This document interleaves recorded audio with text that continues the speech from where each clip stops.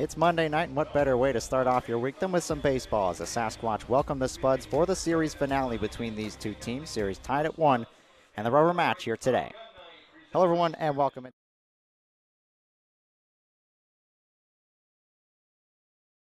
And that is because it is Top Gun night here at the ballpark. All of the interns will have their name tags and their call signs. The fans do as well, and these players will have call signs. We'll introduce you to the starting lineup in the top of the first inning, and you'll see the call signs, so I'll make sure to clarify who's what and what their call signs are. But the Sasquatch and Spuds are both teams looking for a series win here today as the series is tied 1 apiece, the rubber match here coming up in just a few. And we'll take a look at two players who've had a good start for the season for both of these two teams with our off-the-wall stats. For the Sasquatch, Ben Green has been really good, and for the Spuds, it has been Wesley Flatt, who's had a really good start to the season. You see the batting averages, OPS, runs, and stolen bases between those two players. Ben Green just leading the way for the Sasquatch, been one of their best players, and Wesley Flatt doing the same thing for the Spuds. Right there at the top of the order, he'll be batting second today, and we'll get to see both these players in action here for the series finale between these two teams, as the Spuds have only played the Sasquatch this season, looking to try to pull off their second win in this series against the Sasquatch and improve to 6-1 on the season, while the Sasquatch are looking to get back to just one game under 500 with a win today. Well, when we come back, we'll have lineups, first pitch, and baseball here from Black Hills Energy Stadium. It's the Sasquatch and the Spuds in Game 3 of the series.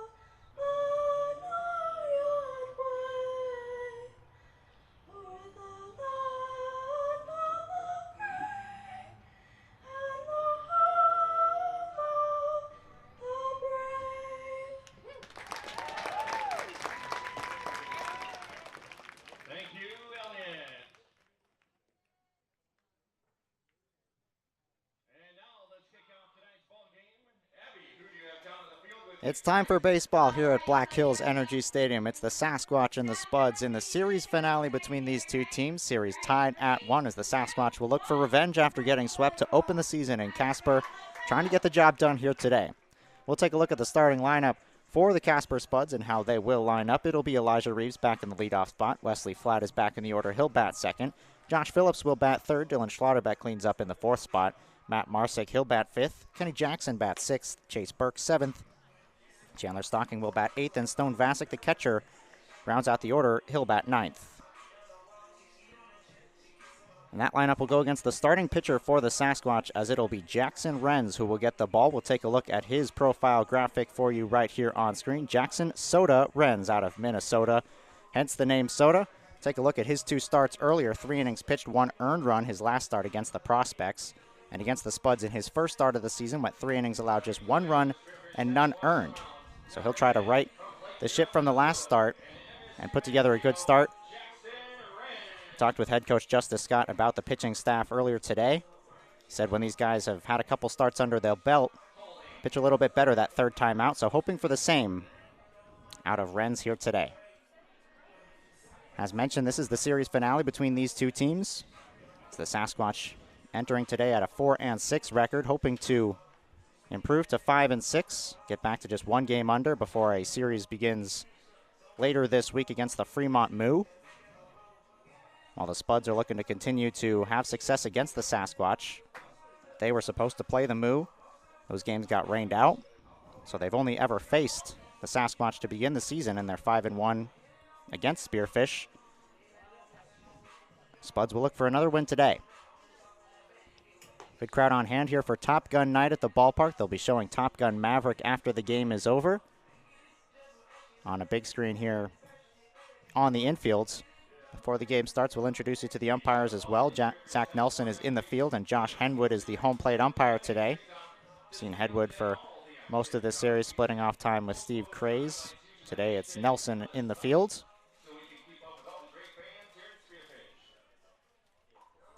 As Elijah Reeves will get set to lead things off for the Spuds. Reeves was 2 for 4 last night with an RBI and a single, also hit a home run. Hit a home run on the top of the 7th inning and then was taken out of the game for the remainder of the game.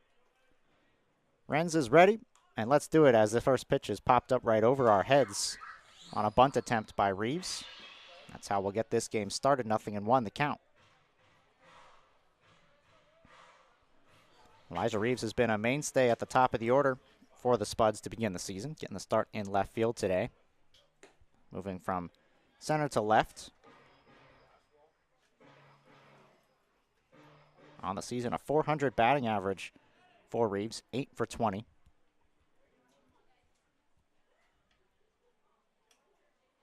One is in there for strike 2, 1-2. Renz with the nickname Soda from Lakeville, Minnesota, attends Minnesota State University Mankato. Fastball, sinker, curveball, changeup, the 4-pitch mix for Renz. 1-2. Chop slowly to short. Coleman will field and throw across the diamond. Bowman has to come off the bag, and he'll apply the tag to make the play.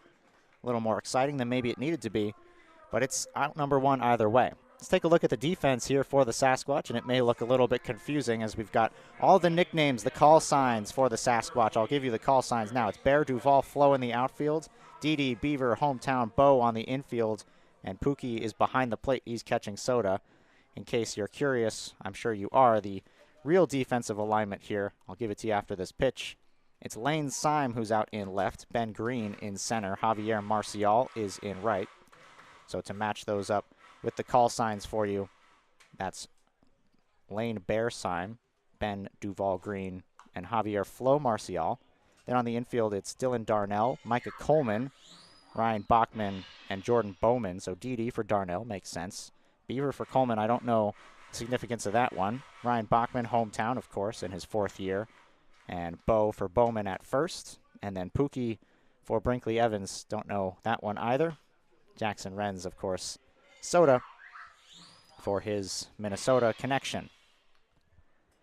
Count is 0-2 here on Wesley Flatt. We highlighted Flatt in the open on the off-the-wall stats. Wesley Flatt has had a very good start to the year, batting .400 as well.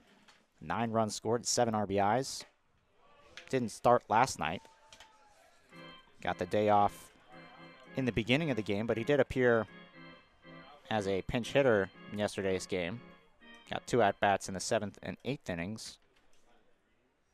So Spuds were able to come back. They trailed early, but they were able to come back late and take the 7-1 victory in last night's game. The Sasquatch scored a run in the bottom half of the 1st inning on an RBI groundout and did not score after that. They were held to just 4 hits, and their defense committed 5 errors. So not the prettiest line for the Sasquatch last night. Sasquatch will look to try to rebound here today. 2-2 from Renz. In on the hands and fouled away. Count stays here now, 2-2. Showed you the 2 starts from Renz. 5 runs total he's given up in 6 innings, but only 1 of them earned. 10 strikeouts to 5 walks. And a good sign as well, his weak contact percentage through those 2 starts is 85%. And he gets a swing and miss, no contact there from flat. Out number 2 in the first, 2 up and 2 down. Brings up Josh Phillips to the plate.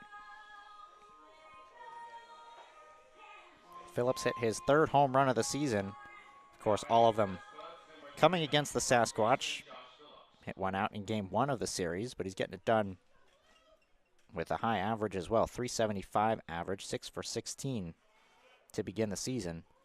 And of those 6 hits, 2 of them doubles, 3 of them homers. So 5 of his 6 hits have gone for extra bases. 10 RBIs on the season. Behind only Matt Marsick in that category. 0-1 from Renz. Swing and a miss, 0-2.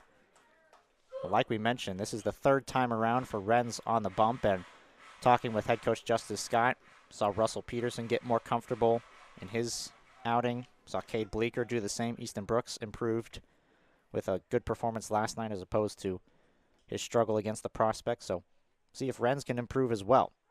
0-2, swing and a miss. A clean first inning with 2 strikeouts for Jackson Renz. A strong opening for the Sasquatch. Sasquatch bats come into plate when we return here in the bottom of the 1st.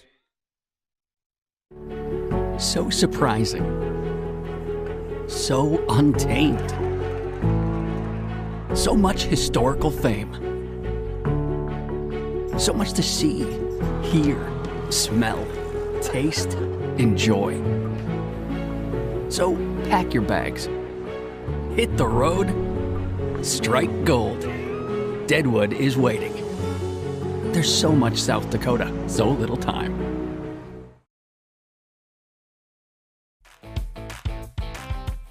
New games every month at the Lodge. We are constantly updating our gaming floor with the latest fun games to keep our guests entertained with new games every month. For the freshest selection of slot machines in town, make the Lodge at Deadwood your gaming destination. The locals' choice for gaming excitement with the newest games is the Lodge at Deadwood Gaming Resort.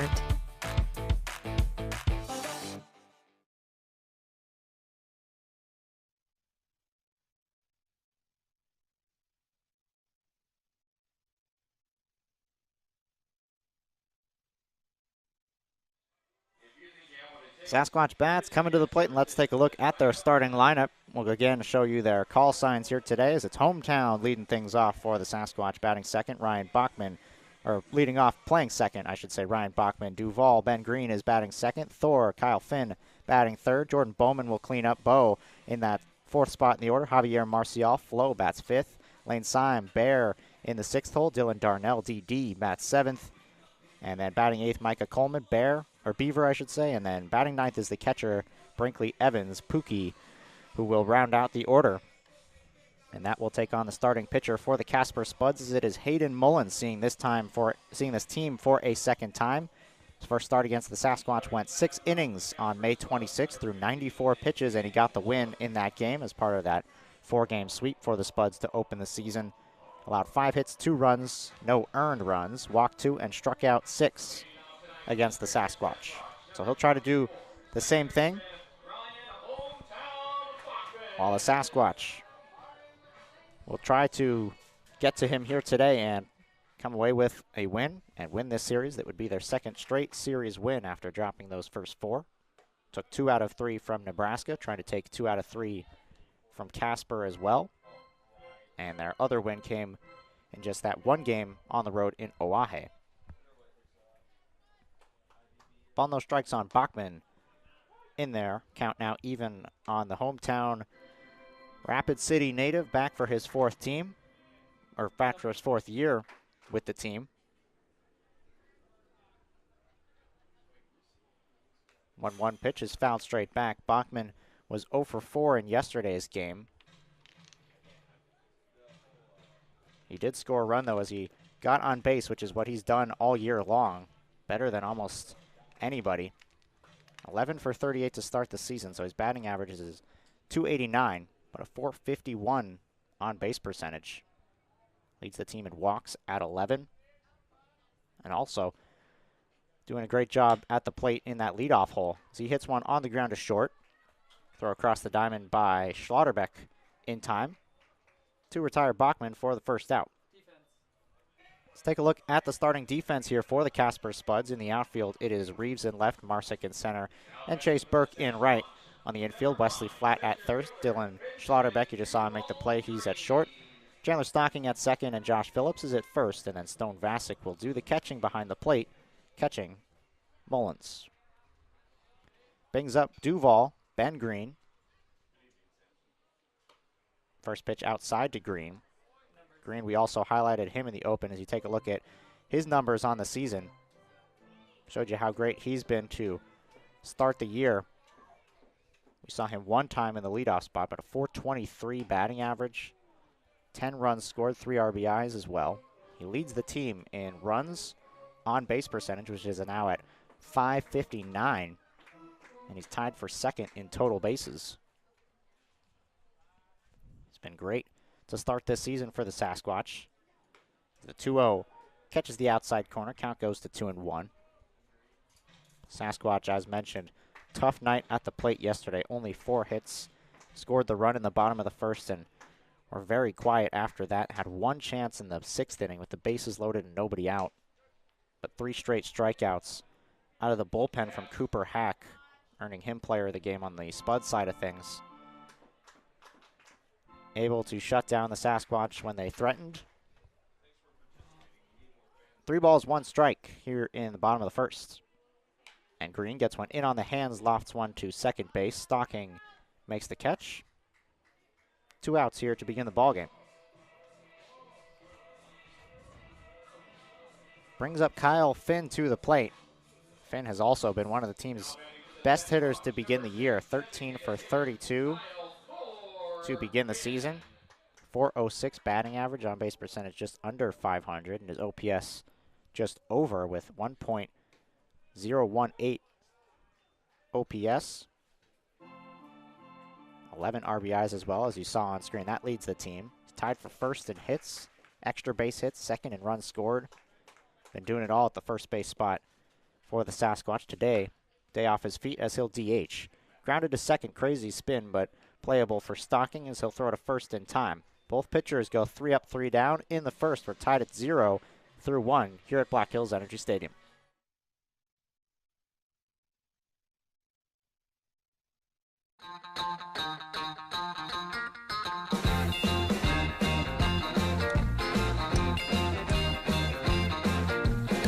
I want to shout out to the world so they know my sweet baby loves me so.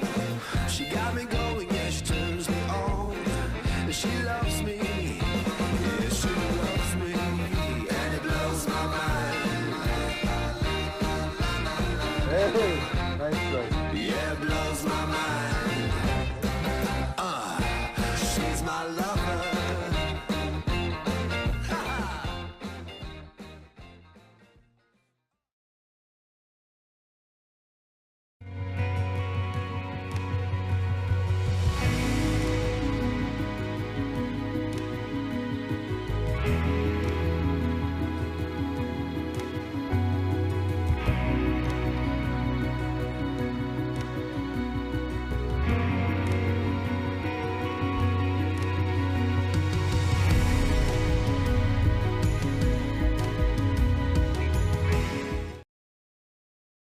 It's the staff. The culture is unlike anything I've ever experienced. Spot On has greatly reduced the time our managers spend on scheduling. The biggest advantage is its tip management. At a touch of a button, it instantly allocates tip pooling and tip splitting. Our employees love it that as soon as we've done the tip distribution, they can see what they made yesterday. It's real straightforward. What you see is what you get, and that's what you want working in a restaurant. And with Spot On, you've got everything there at the tip of your fingers.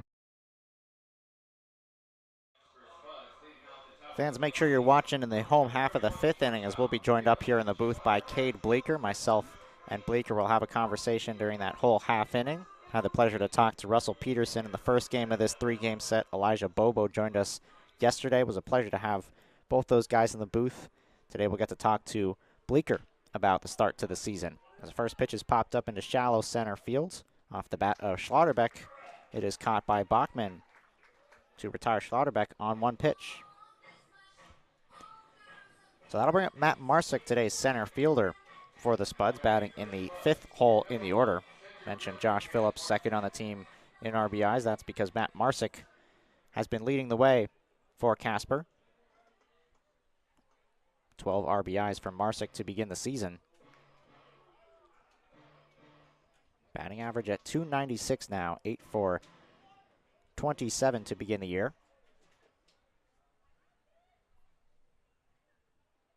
Pitch to Marsick, catches the top of the zone, strike 1.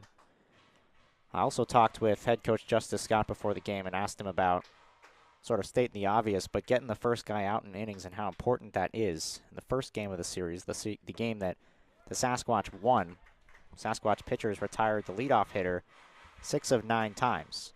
Yesterday's game was the opposite, allowing 6 of 9 times for Casper to put the leadoff guy on. And with the stolen base difference being as big as it is, so important to get that leadoff guy on. Marsick goes down on 3 pitches, 3 strikeouts, and 5 up, 5 down to begin the ball game for Jackson Renz, who's looking strong here in his second time facing this team. Brings up Kenny Jackson now to the plate.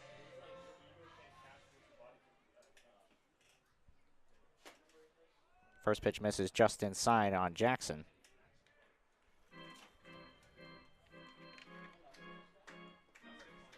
Jackson did not get the start in yesterday's game. Got the start in game 1, going 0 for 3. 1-0 pitch is inside, 2-0. Another thing to keep in mind as these guys get more outings, every time they take them out, not only are they going to feel more comfortable playing for this team and playing in this environment, but just for a lot of these guys, didn't get really any opportunities in the spring to refine their game, so that's why they're here in summer ball. In the case of Renz, redshirt freshman, did not play in a game as a freshman with the Mavericks. So now he's getting an opportunity here in summer ball. Trying to shake off the rust, and he's looking better here today as he gets a pop fly along the third base line. It goes foul into the Spuds bullpen. So 2 balls, 2 strikes, 2 outs now the count on Jackson. So Renz has retired the first 5, 3 of them with strikeouts, all of them swinging. Looking to work a second clean inning. Time is called by Jackson. Overcast day here at the ballpark. We were told it was going to be hotter, maybe in the 80s, but sitting about 76 with a little bit of clouds. 2-2. Sails inside.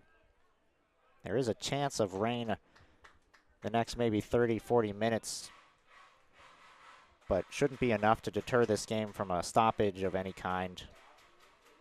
Should be able to play through it. Jackson again is going to call time here. Clouds making it feel nice at the ballpark as some fans still filing in. 3-2. In the air, shallow left field. First starting back now coming in is Simon. He's not going to get there. Drops in front of him. It's a 2-out single here for Jackson. And the first base runner for the Spuds. Brings up Chase Burke, the right fielder for the Spuds today. Burke has struggled at the plate as of late, 3 for 18 3 for 16 to begin the season, a 188 batting average. Still getting on base at a high clip above 400. In on the hands, it's popped up towards the first base dugout. Bowman is drifting, and he's up against the fence and makes the play to retire Burke on the first pitch. So a 2-out single is left stranded by Jackson Renz, who works a second clean inning. Sasquatch bats coming up, still tied at 0. Jet Rogers at Peak Family Chiropractic and Sports Performance. We all take different paths in life. That's why we utilize multiple different treatments here at Peak. Our main treatment is our high-level chiropractic adjustment, but we also emphasize the use of cupping, scraping, vibration massage, trigger point therapy, and active care to promote movement, strength, mobility, and most of all, pain relief. Why travel to multiple locations when you can have total wellness under one roof? Stop in today and let's get you to your peak. Somewhere, going higher, faster, farther, going in new directions, to new places. At Monument Health, we keep going so you can keep going. We're dedicated to advanced orthopedic care with the latest innovations, technology, expertise, and treatment. So keep exploring, keep making memories, keep going with Monument Health as your partner. Learn more at monument.health/orthopedics.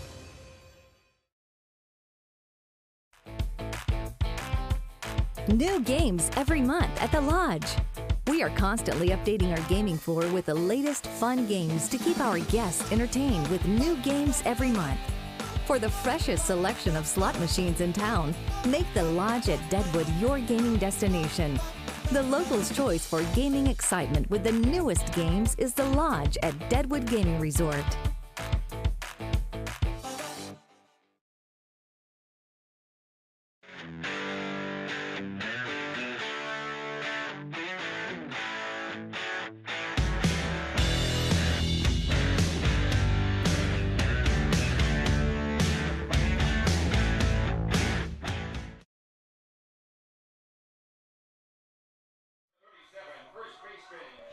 Jordan Bowman kicks off the bottom of the second inning. 4, 5, 6 in the order after a 1-2-3 inning by Casper starter Hayden Mullins. There's first pitch strike here on Bowman. Seen Bowman as a hitter and as a pitcher to begin this season. 4 for 19 at the plate, 211 batting average to begin the year.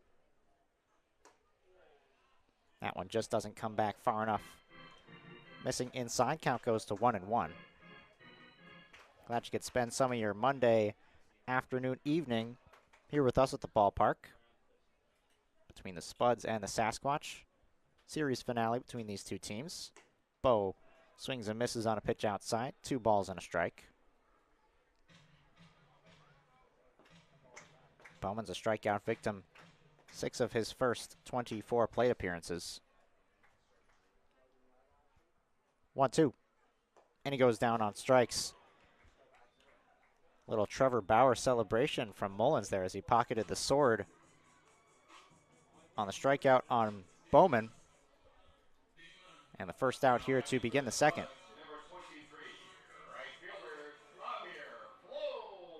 Well, nobody would like to see a hit fall than Javier Marcial. Still looking for his first hit of the season. You see the numbers there, 0 for 19. Just waiting for that first ball to find the outfield grass somewhere, sneak through the infield. He'll take it any way he can get it. Still getting on base at a solid clip, 259. Driven in 4 runs, but certainly would love to see that first hit fall.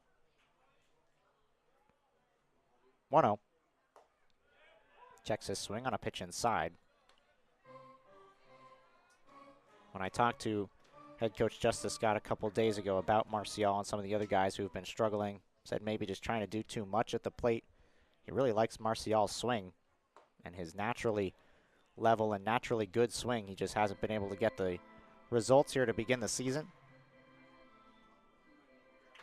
Today, both Patrick Rakes, Braden Gastisha getting days off in the outfield. We've seen them quite a bit. 2-1 pitch locks him up.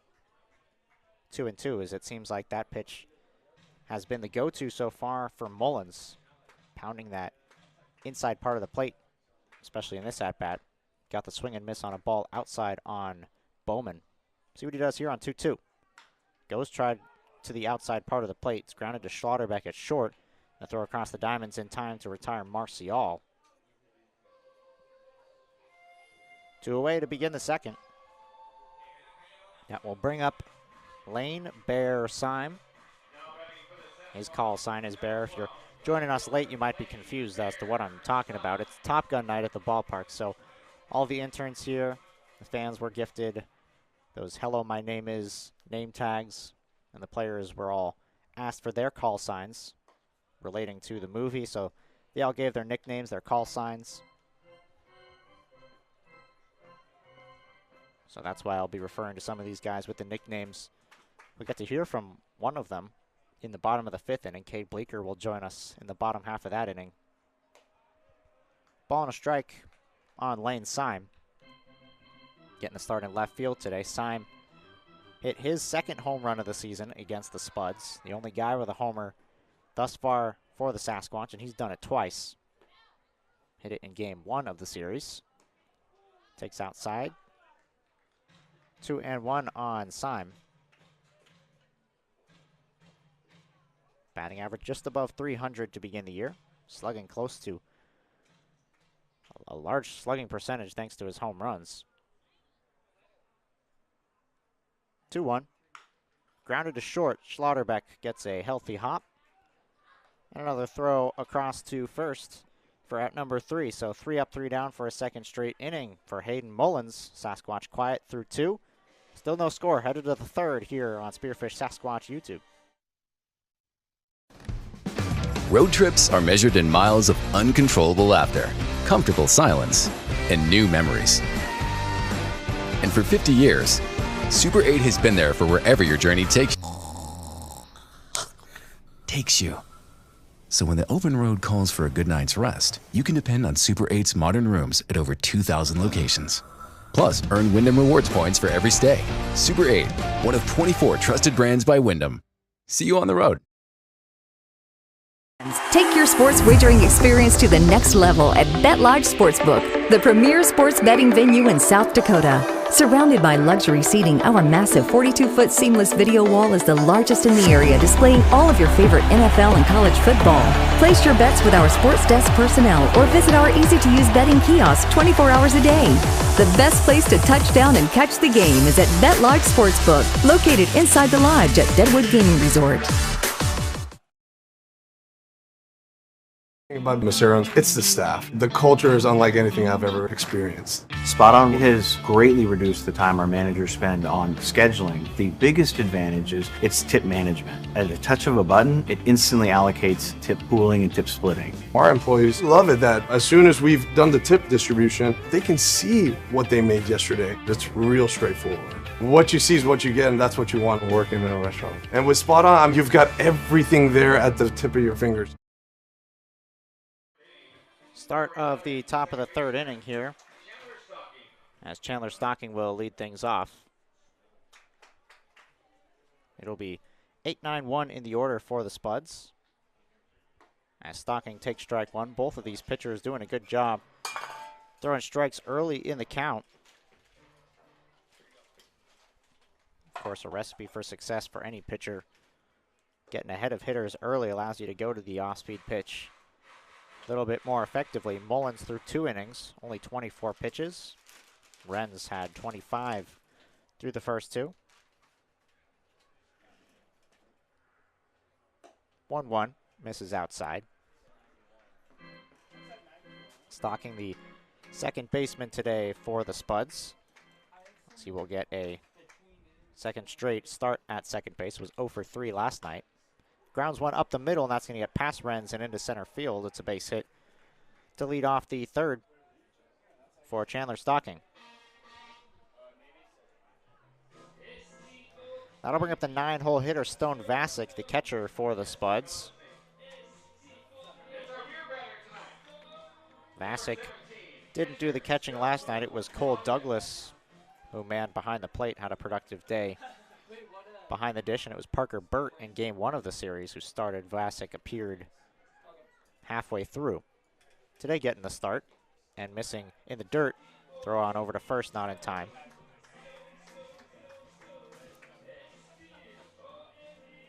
Of course, with Chandler Stocking on base, the Spuds have been successful on the base paths thus far against the Sasquatch, as Stocking is 1 of 1 in stolen bases. But the Spuds as a team, they were picked off twice, but in actual stolen bases, they haven't been caught stealing. They're 24 of 24. Certainly a weak spot that Justice Scott has talked about. 1-0, another check-in at first. Back in plenty of time is Stocking.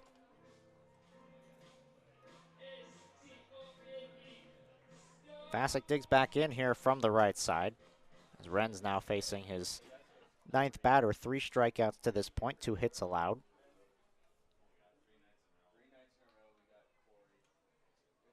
Long pause on the mound and a step off.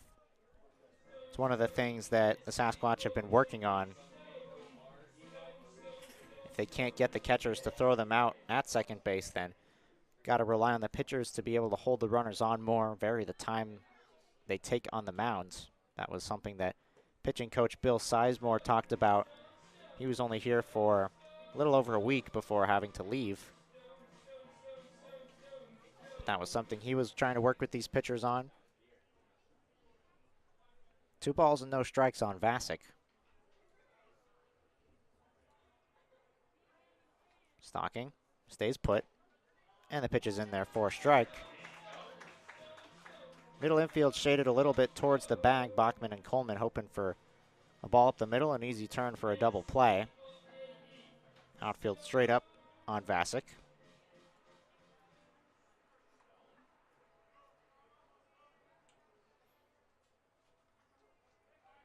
Another check-in at first. Look at Vasic's stance, very open there with that front foot towards that third base line. Allows him to see the pitcher a little bit more straight on. Always curious to see the thought process behind hitters choosing their stances. 2-1s outside, 3-1. Ren's having his first trouble with command in this at-bat. Perhaps trying to divide his attention with the runner on first, losing some focus on the batter and falling behind here 3-0.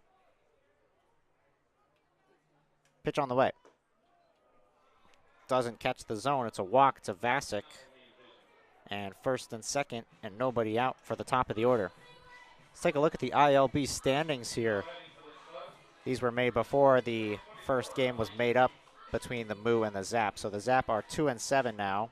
The Moo 5-2, but you see the Spuds still there, 5-1. Sodbusters 4-1. Sasquatch trying to get back to just 1 game under.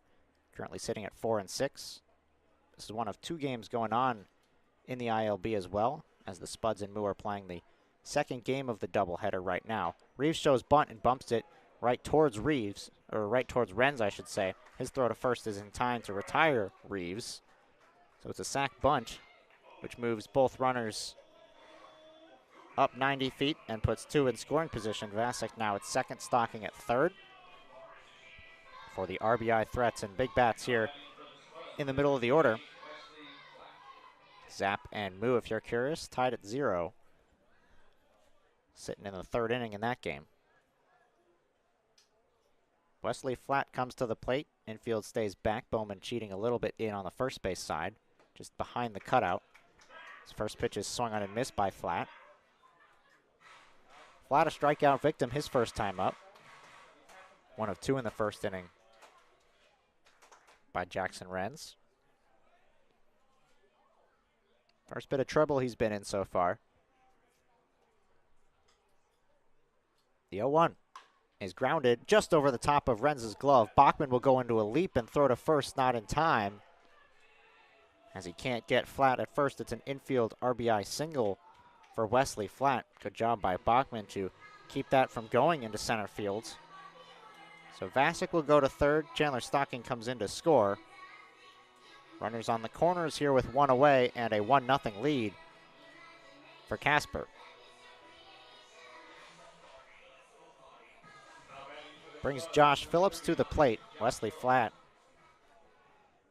has showed off his speed at first base, stealing 4 bases already. So with runners on the corners, wouldn't be shocked if he's going on the first pitch here.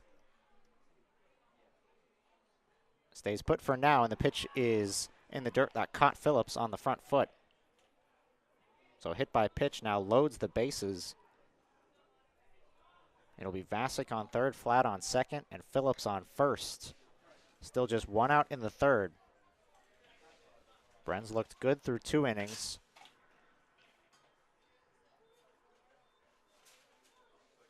As Phillips, they're checking to make sure he's okay. Home plate umpire Josh Henwood giving him a little bit more time. Bases loaded here with 1 out. Renz was really good through the first 2 innings, like I was saying. Struck out 3, allowed just 1 hit through the first 2. But now here in the third, single walk. Sack bunt, the only out of the inning. Elijah Reeves. RBI single for Wesley Flatt. Now hit by pitch to Phillips, and this one is lofted into center field. That's going to get down for a hit off the bat of Schlotterbeck, and it gets past Ben Green in center field. All 3 runs are going to come in to score, and it looked like for a second Schlotterbeck was going to try for third. They throw back to second, and they get him in time. So Schlotterbeck, aggressive on the base paths, was trying to go to third, and he is retired at second base for the second out of the inning. But 3 more runs are going to come in to score on the RBI double. Vasic, Flatt, and Phillips all coming in. We'll see how many RBIs they get, as I think they're going to score. Yeah, they will give Green an error. So it's a double and an error out in center fields, and Schlotterbeck out at second base. Conversation here now between the 2 umpires, as it was a close play at second base. Schlotterbeck was trying to get back in ahead underneath the tag.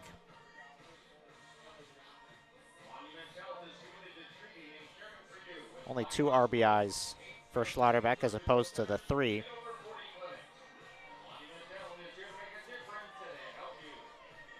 I mean, they can't really do anything to overturn these calls. No chance to look at replays or anything like that. So, of course, the call will stand. It'll be 4-0 Casper, courtesy of the bases clearing double by Dylan Schlotterbeck. And now with the bases empty, that'll bring up Matt Marsick. Marsick takes outside for ball 1. Marsick struck out in the second inning in his first at-bat against Renz.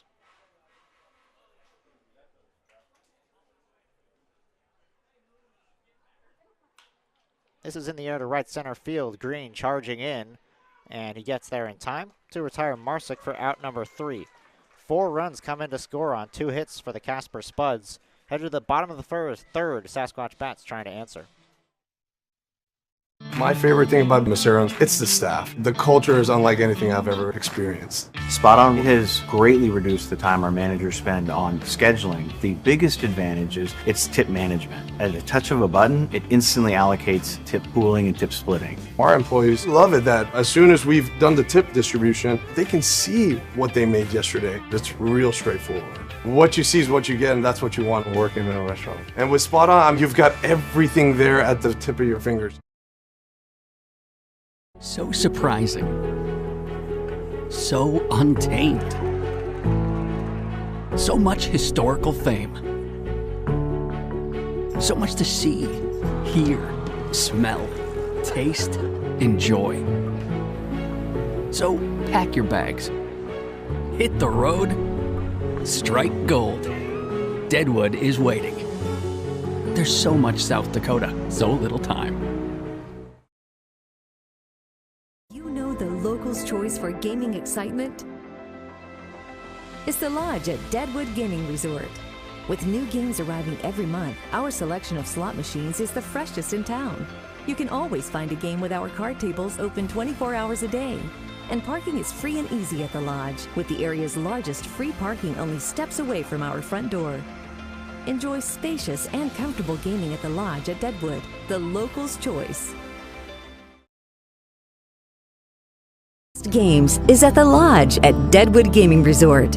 When you're looking for the latest and greatest games, the Lodge is the place for you, as we are constantly updating our gaming floor with new and exciting games.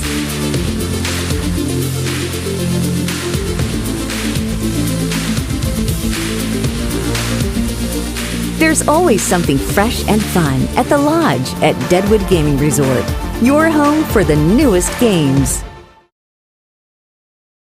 Keep going so you can keep going. With advanced orthopedic care, technology, innovations, and treatment. So keep exploring, keep making memories, keep going with Monument Health as your partner.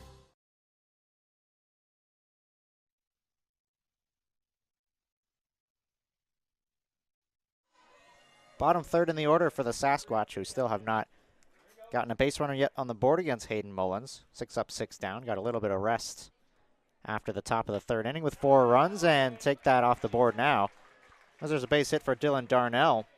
Quick answer for the Sasquatch, who now find themselves trailing by 4. Darnell into center field. Gets the Sasquatch offense going here today. That'll bring up Micah Coleman, shortstop.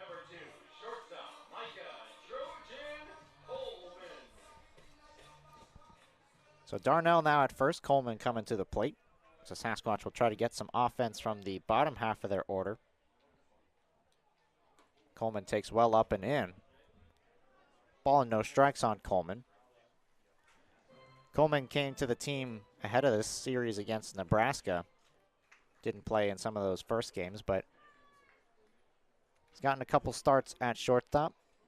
Got a start in game 1 of the series. Went 1 for 3 against the Spuds. Didn't appear last night as Matthew Gonzalez occupied the shortstop spot.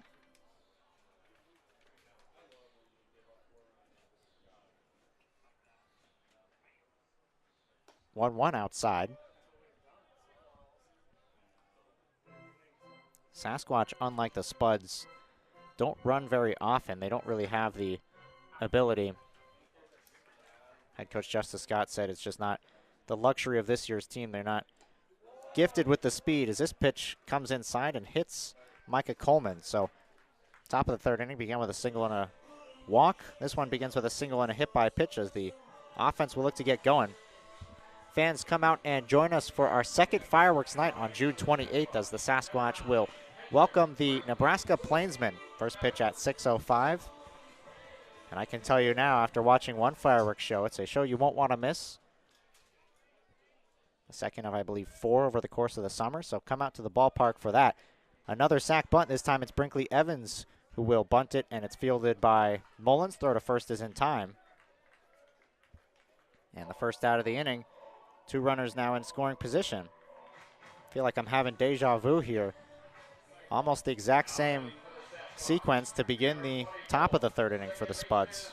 Elijah Reeves sack bunted to put 2 into scoring position. Sasquatch are hoping the inning ends the same way for them, with 4 runs on the board. Ryan Bachman, the top of the order, now at the plate. Corners in for the Spuds, middle infield back. As Bachman takes ball 1. Bachman has just been the consistent force at the top of the order. He leads the league and the team in quality at-bats at 31.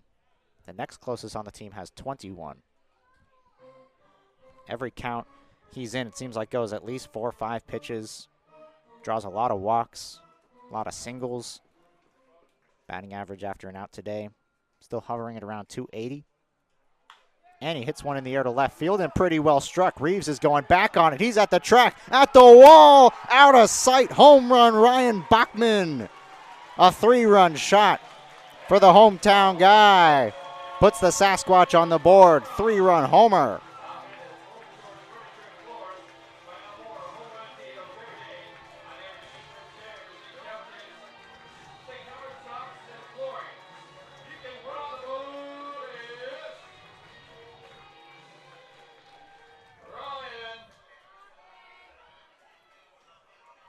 How about that for Ryan Bachman? He visits the scoreboard out in left field for his first home run of the summer. Coming back for a 4th year. And he hits one over the fence to get the Sasquatch back within one. A 3-run shot for Ryan Bachman has the Sasquatch right back in it.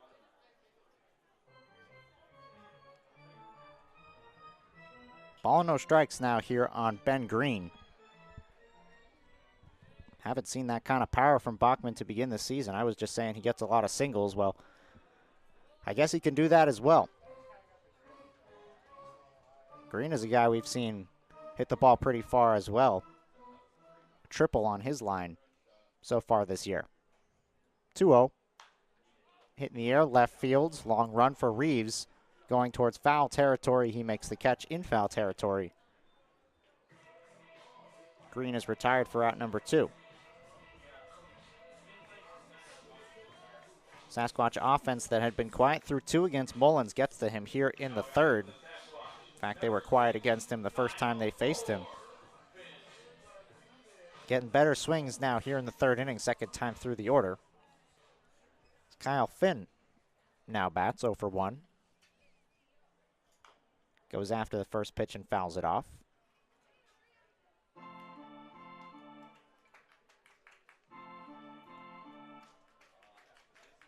Nothing in 1 the count here on Kyle Finn, whose call sign here on Top Gun Night is Thor. Rightfully so with his hair. Grounded to short. Schlotterbeck ranging over, throw to first. Retires Finn for the 3rd out. Sasquatch get 3 runs, 2 hits, and 1 home run off the bat of Ryan Bachman. Sasquatch now find themselves just trailing by 1. We've played 3 here at Black Hills Energy Stadium. Casper leads it 4-3.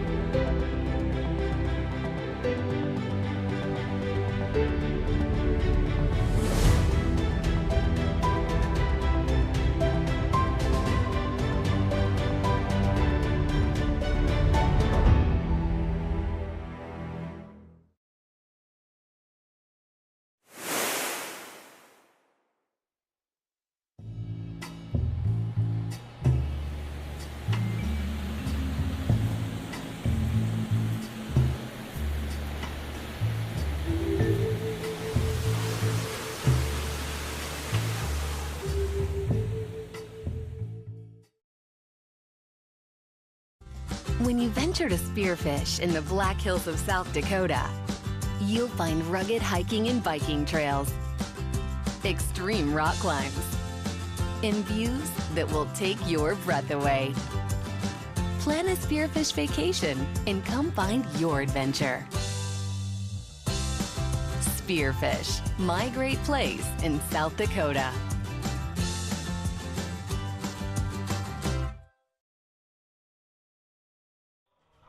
Kenny Jackson, Chase Burke, and Chandler Stocking, 6, 7, 8 in the order. Facing Jackson Renz here to kick off this 4th frame. With now we're back in a tight battle, 4-3. Spuds on top. Jackson fouls the first pitch off. Reminder to keep watching as the bottom of the 5th inning will have Cade Bleeker up here in the booth. 3rd time we're bringing up a pitcher to join me up here in the booth, and should be fun to talk with Bleeker about his start on the mound and about his time here so far with the Sasquatch. Quickly, 0-2 the count on Jackson. Renz got into some trouble in the 3rd inning, allowing 4 runs. Looked really good through the first 2. And he gets a swing and miss on Jackson. First out of the inning. And now the 4th strikeout of the game for Jackson Renz.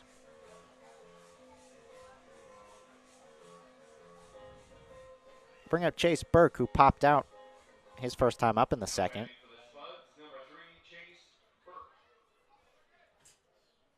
First pitch to Burke is upstairs, ball 1.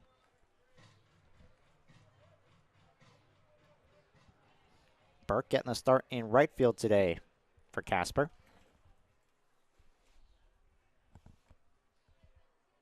1-0.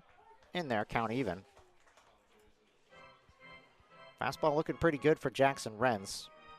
Hasn't been hit all too hard today. The double by Schlotterbeck was not necessarily hit hard off the bat. Stalking single that went up the middle wasn't necessarily hit that hard either. 3 hits on the day. None of them came off the bat at super high velocities, unlike the Ryan Bachman home run. 2-1 here on Chase Burke. Pitch is fouled away, count even. Ren's now in his 3rd start, so the leash might be a little bit longer in terms of pitch count. Justice Scott has tried to limit his guys to throwing in the 70s, nothing really up into the 80s. Burke checks his swing. That was the 49th pitch for Jackson Wren, so this will be his 50th. Puts him on pace, probably get through the 5th inning if he can quiet the Spuds here in this 4th. 3-2. Check swing. Appeal to first. No swing. Burke draws a walk, and he's aboard now with 1 out. Trying to remember, I'm not sure if we've seen a check swing appeal that they have called a swing. The only time we've ever seen check swing appeals called swings, or check swings in general, I should say, is from the home plate umpire ruling in a swing. 1 out, 1 on. Chandler Stocking at the plate, and this pitch is yanked past Evans. It'll go to the screen. Burke will easily advance to second on the wild pitch. Stocking kicked off the 3rd inning. That 4-run frame for the Spuds began the inning with a single right over top the glove of Jackson Wren's on the mound and went through the middle.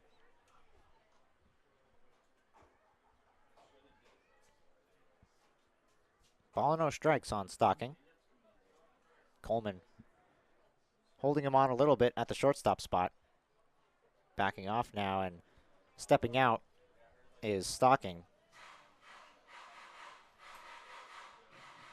Even though we've seen the Spuds 24 of 24 on stolen bases, haven't tried to steal third all too often. I think they stole it maybe once or twice in that first 4-game series, but they've been able to turn singles into doubles because of the stolen base game. 1-0, up and in.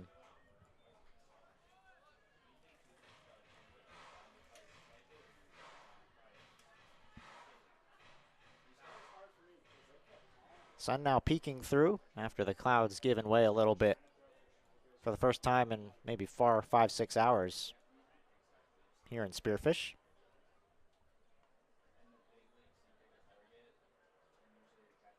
(2-0) in there. Count goes to 2-1. Burke was dancing off second base.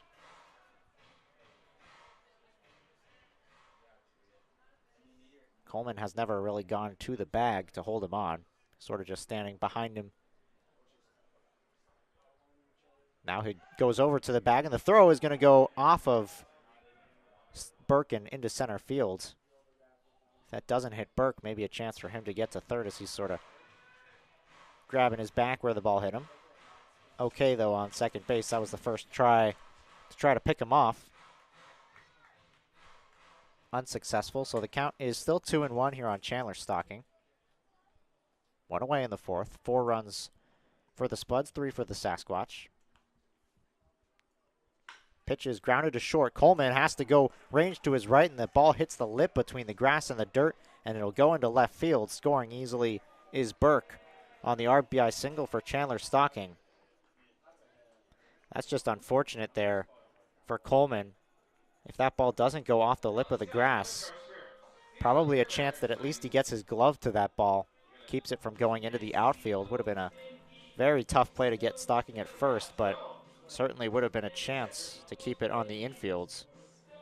No chance with that bounce. So an RBI single for Chandler Stocking, who's 2 for 2 to begin the game. Brings up Stone Vasic, who walked and scored a run in his first time up in the 2nd. And Vasic takes up and in. 1-0 on the catcher. Top of the lineup coming up after Vasic. Elijah Reeves waiting on deck.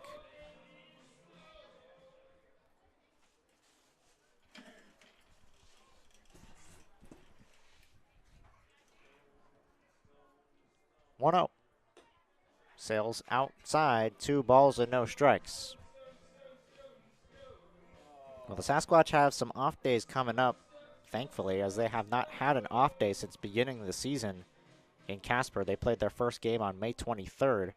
4 against Casper, had the scrimmage post 164 night, and have played ILB games ever since. Today's game finishing off a 6-game home series. Began with 3 against Nebraska. They took 2 of 3. And then these 3 against the Spuds that they've split 1 of 2. Series on the line for these two teams. Series victory will be decided today. 2-1, runner goes, pitches inside. Now shutting it down and stopping it first is Stocking.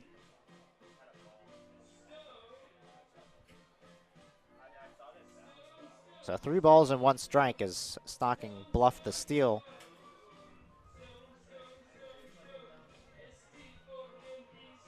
Vasic trying to work a second walk and put 2 runners on with just 1 out. Nothing doing right now in the Sasquatch bullpen.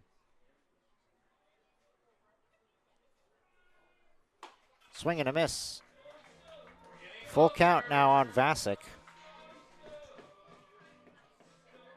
For a second straight night, the beer batter is the 9-hole hitter. So in this case, it's Stone Vasic.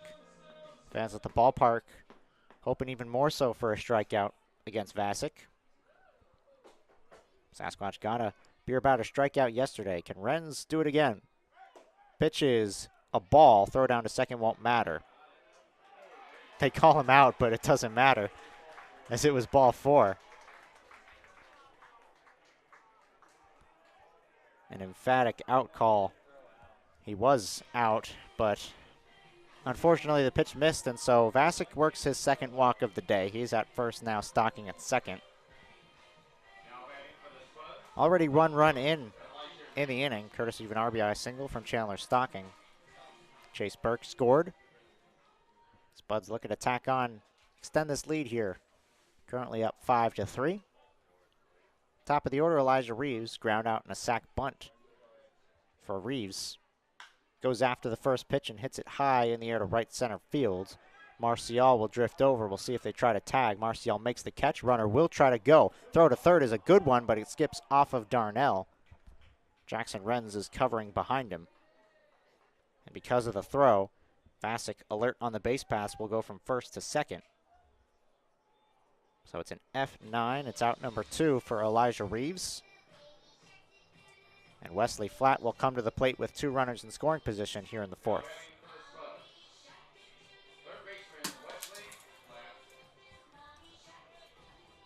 Flatt struck out his first time up in the first inning and then singled, brought home a run in the 3rd inning. 1 for 2 day with an RBI for Wesley Flatt.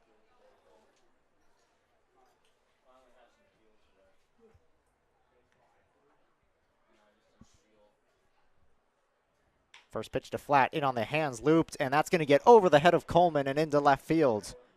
Stocking is going to score from third. Vasic will go from second to third. And an RBI single for Wesley Flatt. Extends the lead, puts 2 runners in this half inning, and a 6-2 lead for the Spuds.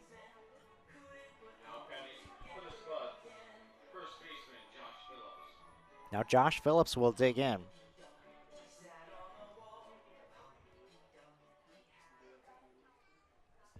Six runs on 6 hits now for Casper.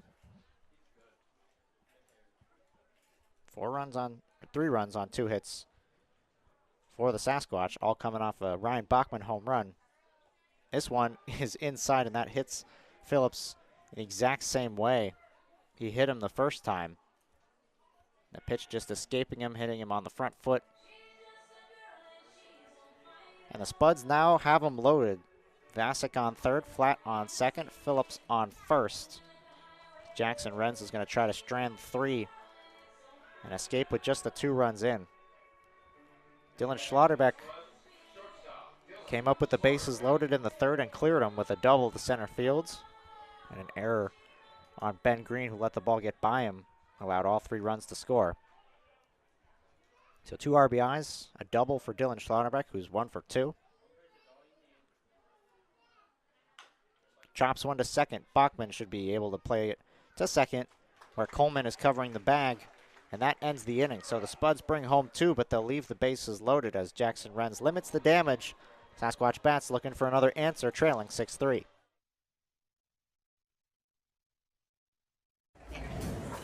Spot-on teamwork saves me so much time. I haven't spent a single minute in my back office this week. Teamwork simplifies employee communications, scheduling, tip-outs, and payroll.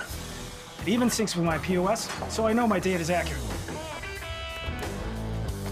All right, tips are out. In fact, teamwork has saved me so much time, I was able to take today off to film this. Cut! Now remember, you really hate that back office.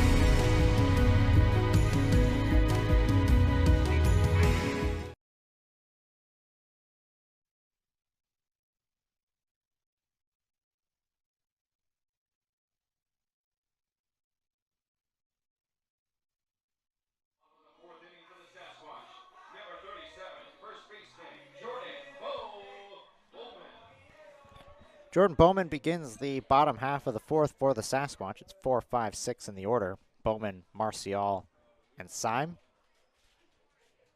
First pitch strike on Bowman. Sasquatch were able to answer when the Spuds scored first. 4 runs in the top of the 3rd. Ryan Bachman brought home 3 with a 3-run shot to left field. Made it a 1-run ball game. Sasquatch will again try to answer now, trailing by 3.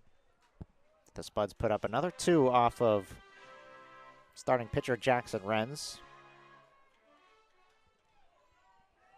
It was outside of that 3-run home run. Mullins has been tough to barrel up, only giving up 2 hits to this point.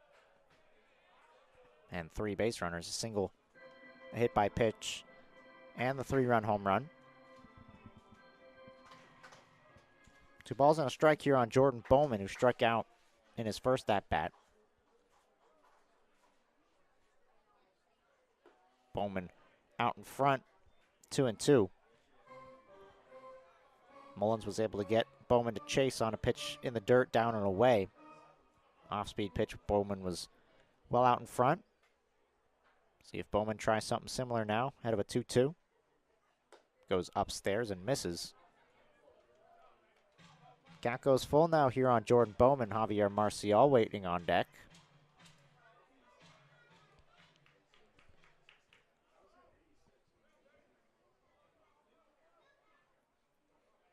3-2 for Mullins is lined, and that's going to get into left field past the diving flat. And Jordan Bowman has a base hit to begin the 4th. Fans, we mentioned it's Top Gun night here at the ballpark, but you can come out for the next home game as it is Napoleon Dino night. The movie Napoleon Dynamite will be celebrating it on June 11th. So the Sasquatch will be taking on the Zap. First pitch at 6:05 on Tuesday, June 11th. So come out. That's the next home game for the Sasquatch. You can check out the calendar and the promotional events on the Spearfish Sasquatch website, spearfishsasquatch.com, I believe the link is. And you can find out when the next promotions, well, every game is a promotion. Find out when the next games are, and then look at the promotional schedule to figure out what days you might want to come out for. Marcial lines one to left field. That's his first hit of the summer, and he lines one into left field. First and second, nobody out as Marcial looks to the sky and gets a nice fist bump there at first base as he finally gets on the board with a single. Sasquatch offense got something going now here in the fourth as it's back-to-back base runners. Looking up, thanking the sky for that one. So Marcial, his first hit of the summer after an 0 for 20 beginning. All up from here as a first pitch in there for a strike to Lane Syme. Well, we got a home run from Ryan Bachman. Syme certainly has the power to hit one out of the yard as well. 2 home runs on the year. Bowman now at second, Marcial at first as Syme trying to get them back in the ballgame, fouls it straight back. 0-2. Mullins has just 1 strikeout on the day.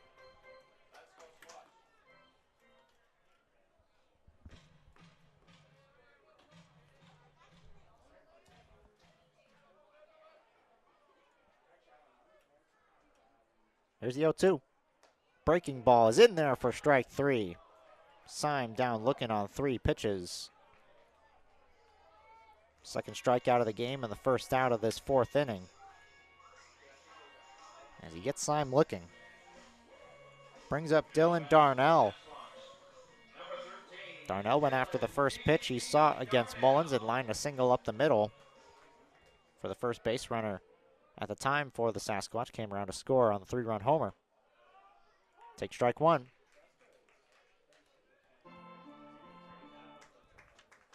Saw the Sasquatch leave 3 runners stranded with the bases loaded, nobody out in last night's game. Today, first and second, nobody out. Trying to scratch across at least 1 here in this half inning as the pitch is fouled off, 0-2. Bottom 3rd in the order now. Darnell, 7th spot for the Sasquatch.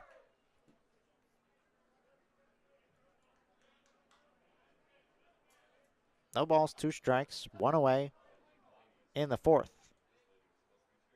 Pitch to Darnell, wave and a miss.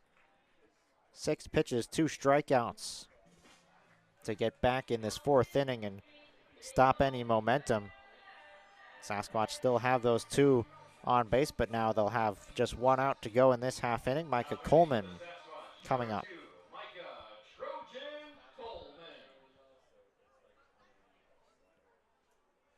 First pitch to Coleman.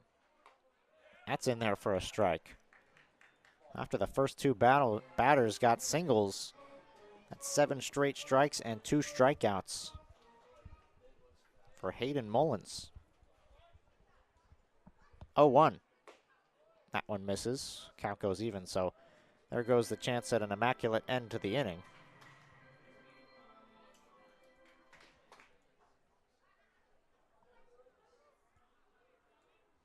Ball and a strike here on Coleman.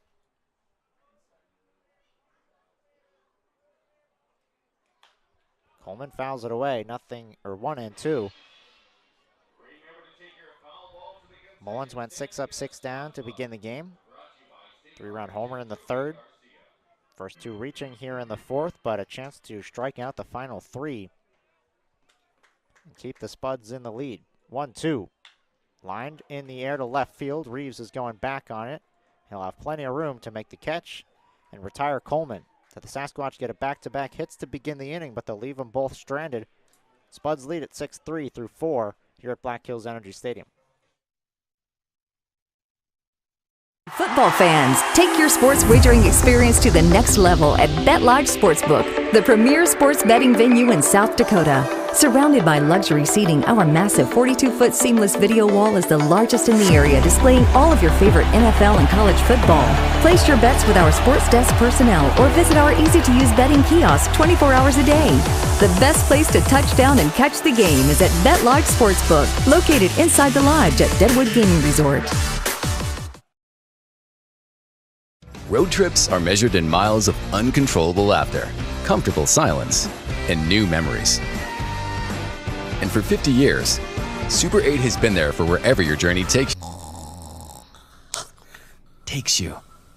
So when the open road calls for a good night's rest, you can depend on Super 8's modern rooms at over 2,000 locations. Plus, earn Wyndham Rewards points for every stay. Super 8, one of 24 trusted brands by Wyndham. See you on the road. locals' choice for gaming excitement? It's the Lodge at Deadwood Gaming Resort. With new games arriving every month, our selection of slot machines is the freshest in town. You can always find a game with our card tables open 24 hours a day. And parking is free and easy at the Lodge, with the area's largest free parking only steps away from our front door. Enjoy spacious and comfortable gaming at the Lodge at Deadwood, the locals' choice.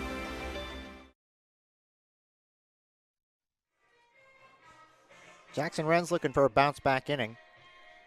Here in the top of the fifth, he'll face Matt Marsick, Kenny Jackson, and Chase Burke, 5, 6, 7 in the order.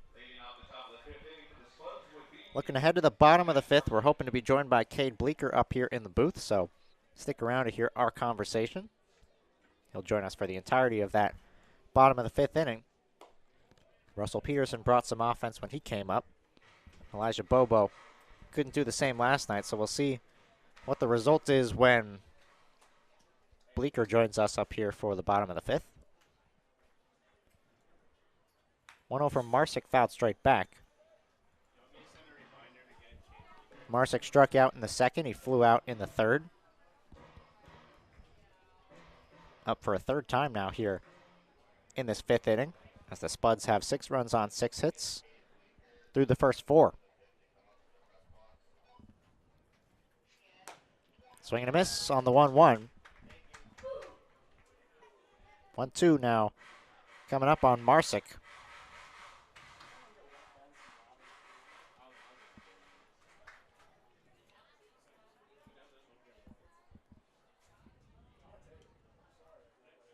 Pitch from Renz is in there for strike 3. Marsick down looking. First out here in the top of the fifth. Cole Krieber is getting loose in the Sasquatch bullpen. Looks like Renz will try to work through this fifth inning, but Krieber may be in after that. He's not throwing yet, but getting loose. On the Spud side of things, no action. Hayden Mullins has been good through 4. Was able to escape a jam in that bottom half of the fourth. Only damage done off of him was the 3-run shot by Ryan Bachman. Spud still in this, Sasquatch I should say, still in this game, only trailing by 3. As Renz misses inside to even the count on the DH Kenny Jackson. Jackson singled in his first at-bat, struck out his second time up.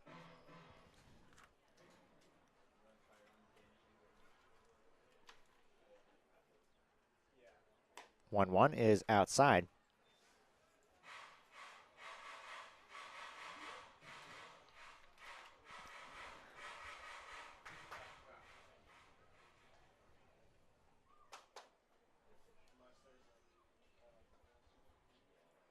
Two-1 lined into left field. That's going to get down for a hit for Kenny Jackson, his second hit of the day. 1-out base runner for the Spuds. Chase Burke now digs in. Walk and a pop out for him today. Scored his last time up after his walk in the 4th inning. Batting now with 1 away and 1 on in this top of the 5th inning.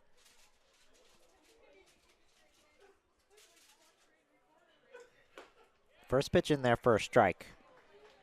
Well, the Spuds came as close as you can come to winning the ILB last year, falling short just 1 game, losing in Game 5 of the championship. A lot of the guys on this year's team returning from last year's squad. Part of the reason why they're off to the strong start that they are. 5-1, hoping to improve to 6-1. As mentioned, all of those games have come against the Sasquatch. They're yet to face another team so far.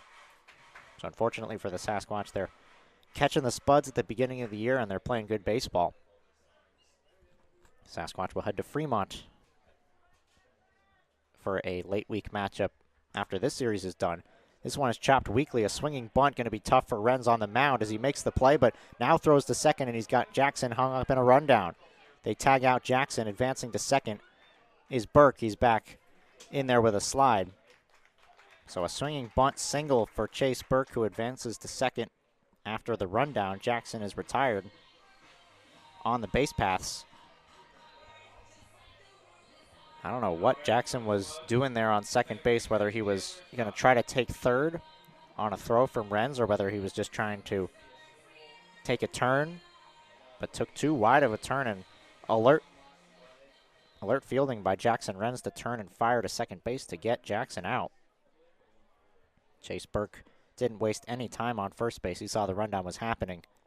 Made sure he got to second base at least. So 2 outs, Burke on second, and Chandler Stocking takes ball 1. Stocking is 2 for 2, a pair of singles. He's also scored 2 runs and driven in a run. So a great start for Stocking out of the 8th spot in the order. Chance to go 3 for 3 here. Pick up another RBI. As Jackson Renz tries to finish off a 5th inning.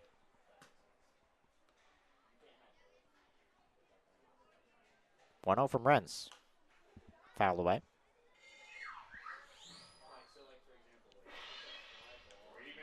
Again, Cade Bleeker will be joining us at the conclusion of this half inning. He'll join us up here in the booth in the bottom half of the 5th, so stick around for that. Krieber now throwing in the bullpen.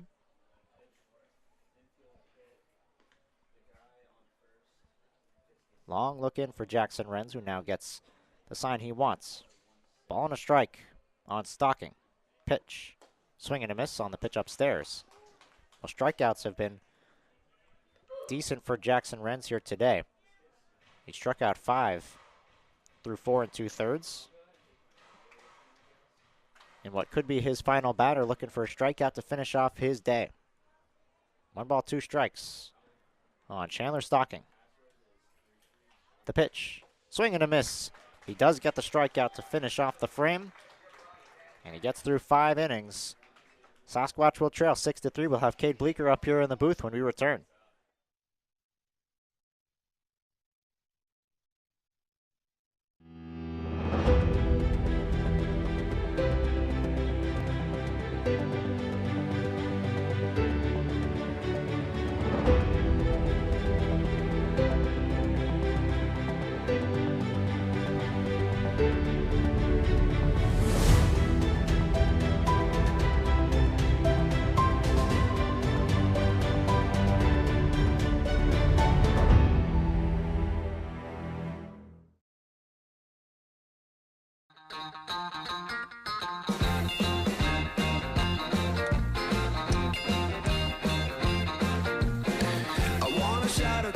So they know my sweet baby loves me so.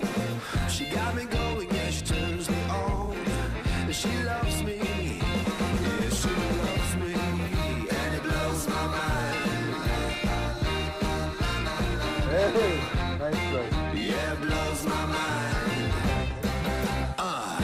She's my lover.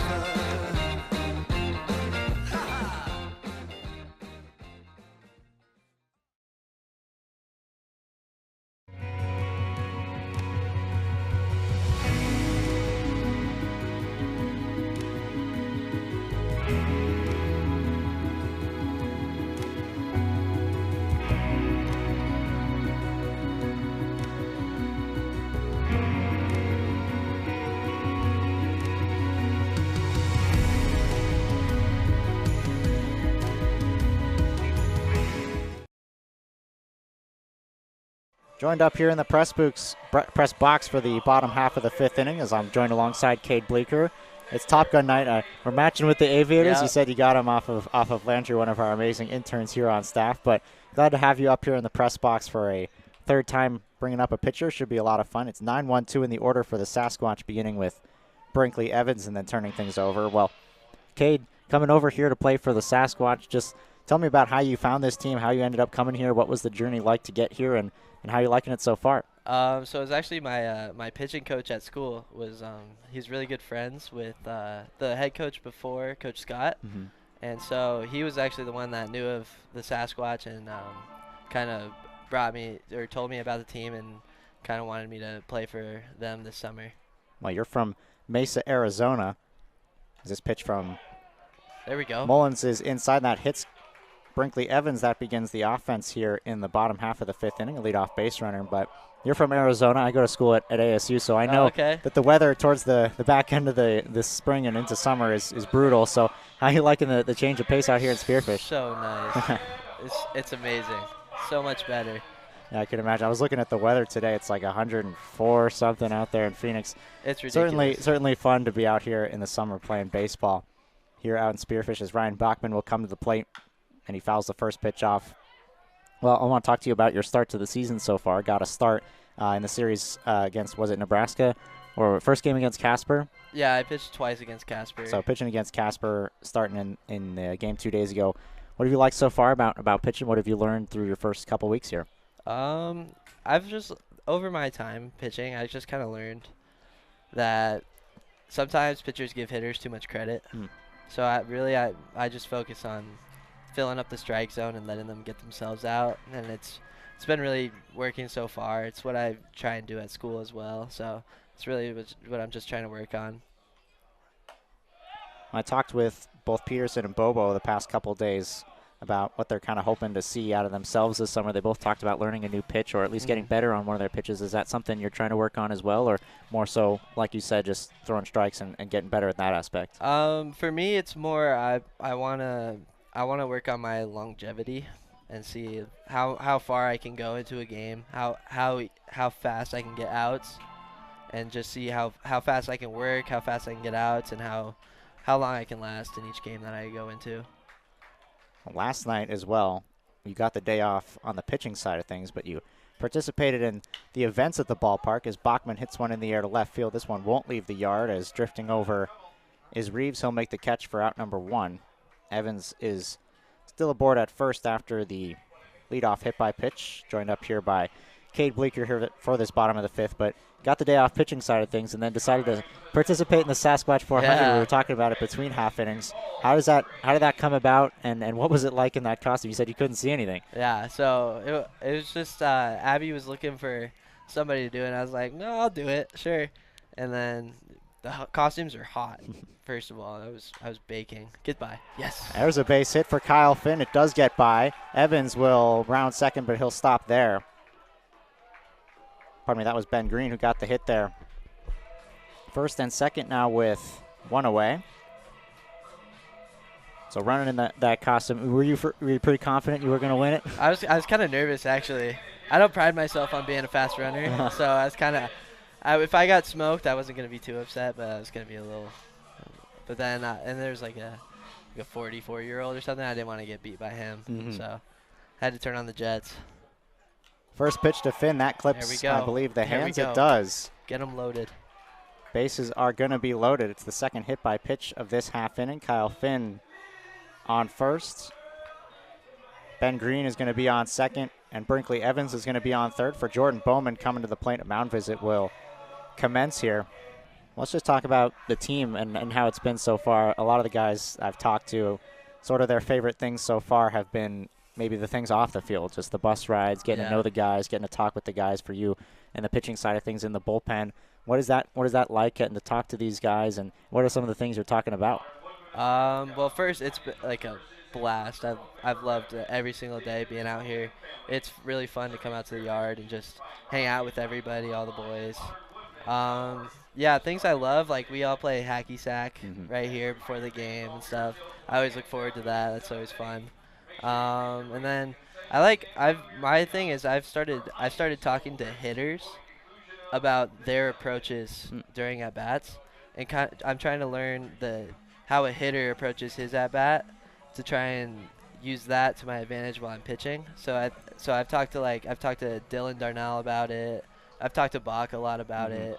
So that's been really cool for me to start learning and stuff.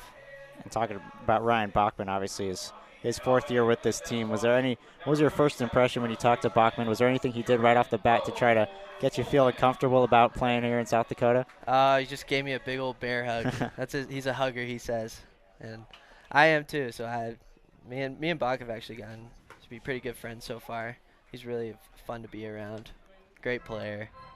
Also, when we had Russell Peterson up, he brought home 4 runs for the Sasquatch last night. Bobo couldn't spur on the offense, but we're hoping you can do it here. Bases are loaded, 1 out.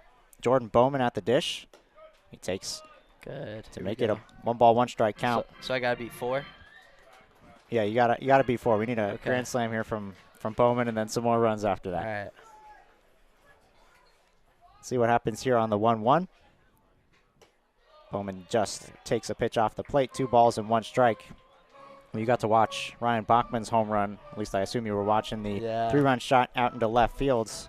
Haven't seen him use off the power, but how did that look off the bat? Oh, it looked good. He's been he yesterday he was asking me if I saw anything wrong with his swing, and I told him, no, bro, you're hitting it well. You're just hitting it right to guys, and then he didn't change anything, and then boom, there you go. Well, you've talked about getting to talk with hitters about their approach and maybe learning from that aspect. Is there any guy watching BP that sort of really impresses you with the way they swing the bat, or that you've sought out? You talk with Bachman about that you've sought out sort of that knowledge from. One guy in BP that impresses me is Ben Green, because I like to watch how he approaches each round. Like his first round is just only bunts, and then his next round, he like keeps his feet still and he'll just use his hands and shoot the ball to left field. And then the next round, then he'll use his legs and do the same approach. It's really cool to watch because I can see that he's just working all this way. So I could tell that he takes his BP serious and everything, so that's really cool. Green's been off to a really great start to the year as well. Strikeout to Jordan Bowman has kept the bases loaded here, now with 2 away. So Hayden Mullins is trying to work through a 5th inning. Spuds lead at 6-3. I'm up here in the booth with Cade Bleeker, one of the pitchers on this squad. Bases loaded. Evans is at 3rd. Ben Green is at 2nd. Kyle Finn is at 1st, and Javier Marcial, who got his first hit of the summer need another earlier today, is at the plate. See what he does here on 1-0. Takes inside 2-0. Well, like we said, Marcial first hit of the summer, but he seems like he's just such a fun guy in the dugout. He's got so much energy, and the few times I've talked with him on the field, obviously maybe not the most fun in the world when you're searching for that first hit, but what is he like in the dugout when you talk with him? He's so fun. Yeah, he brings a lot of good energy, good vibes, and I mean, he came up with our little handshake before the game. It's so fun to do everything. Like he's just a fun guy to be around. He just brings really good energy. I want to ask you before this half inning is over. You're the guy out on the fields that's doing the handshakes with every player. First of all, how did that start? How did you become the guy on the field that's doing that? As Marcial gets one through the right side, that's a base hit. Evans is going to score from 3rd. Coming home is Ben Green. That throws offline. He'll score. Yep. Kyle Finn will go to 3rd. Yep. Javier Marcial. He just needed his first hit, and now he's going to go.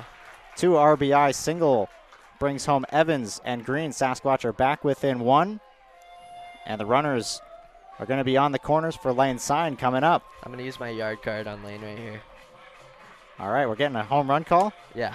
All right, let's see if we can come through. Lane Sign at the plate, but let's go back. I just want to hit on that before we end this half inning. You out on the field giving those handshakes. How does that start, and then how quickly do you internalize the process of learning all those handshakes? Well, at the beginning everybody shows up. We didn't really know each other, and I kind of felt like somebody needed almost like break the ice, kind of be a little bit of energy, some fun at the beginning of the game. So I was like, I'll do it. Sure, why not? So, and then coming up with them, I don't come up with them. I let the other guys do it, and then I just try and remember them. I'm doing pretty good. I messed up mine and Javi's once. That's the only one that I messed up. Everybody else though, I've been doing good. But it's fun. I just wanted to be that person that could just make it fun for the guys. You go out there and be loose a little bit. That's a lot of what summer ball is about. A lot less pressure in the college setting, just a chance to learn and get better.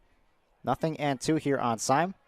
Pitch sails outside, so 2 runs in the half inning right now for the Sasquatch, courtesy of a 2 RBI single for Marcial. 2 hits on the day after entering today with none on the summer. Runners on the corners here with Sime at the plate. You called a home run before the at-bat. Yeah. 2 on the season. And a 1-2 count here against Mullins, who's trying to finish off a 5th. And he hits one out to left center field. Reeves is charging in, and he will make the catch. Looked good off the bat, but sort of died in the outfields. And Sime is retired to end the half inning. So the Spuds will lead this one 6-5. Cade, thanks so much for thanks coming for up having here me. in the booth. Always a pleasure to have players on, especially having you on here in this home half of the fifth. We'll hope you guys can get the win the rest of the way. Yep. All right, thanks so much. Spuds lead at 6-5 when we return.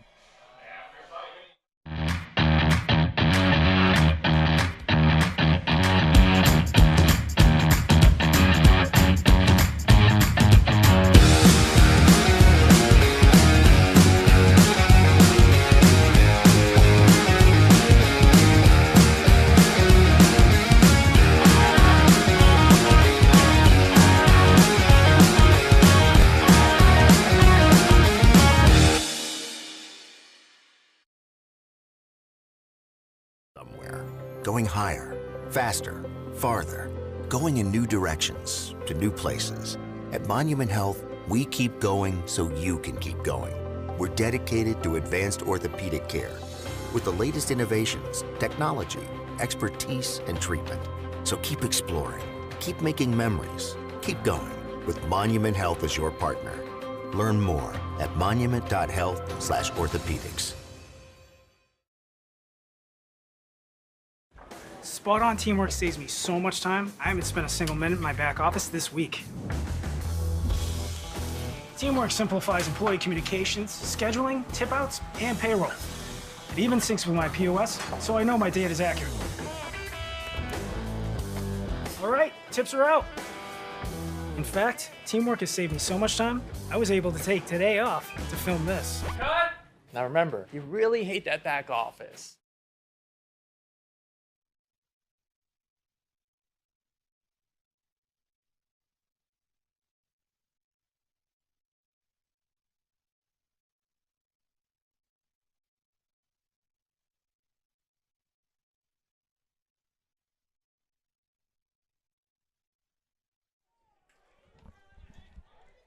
Stone Garrett on a first pitch lines one off the glove of Ryan Bachman and into center field. A leadoff base hit for Stone Vasic. Kicks off this top of the sixth inning. Again, a big thank you to Cade Bleeker, who joined us up here in the booth for the home half of the fifth and was able to bring home 2 runs for the Sasquatch. So still Russell Peterson with his 4 is the team leader, if you're into that superstition. Lineup flips back over here for the Spuds as there's a new pitcher on the mound. We'll introduce you to him after this pitch. Outside, Cole Krieber is the first man out of the bullpen, replacing Jackson Renz. Final line on Renz. He goes 5 innings, 78 pitches, allows 6 runs, only 5 of them earned, 8 hits, 3 walks, and 6 strikeouts. Krieber upstairs with the 1-0. Count now 2 balls and no strikes. Krieber has struggled out of the gate in his first couple outings. Opportunity for him to get on the right foot here today and work through the 6th inning as the Sasquatch were able to jump back with 2 runs in that home half of the 5th inning. Shrinking the lead for the Spuds back to just 1 run, 6-5 the score, 6 runs on 9 hits, no errors for Casper.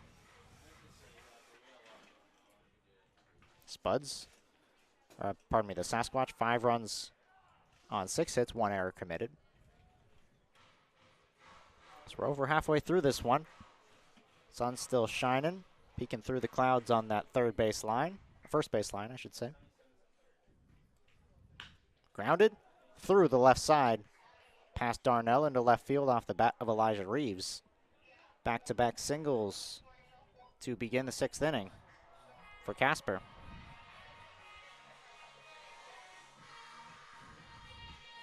Wesley Flatt now coming to the plate. Strikeout and 2 singles for Flatt on the day. Also 2 RBIs and a run scored for Wesley Flatt. Highlighted Flatt in the open in our off-the-wall stats, the comparison between Ben Green and Wesley Flatt, 2 players leading the way for their respective offenses. Flatt has certainly shown why with a couple hits today. Green is doing the same for the Sasquatch, 1 for 3 with a run scored.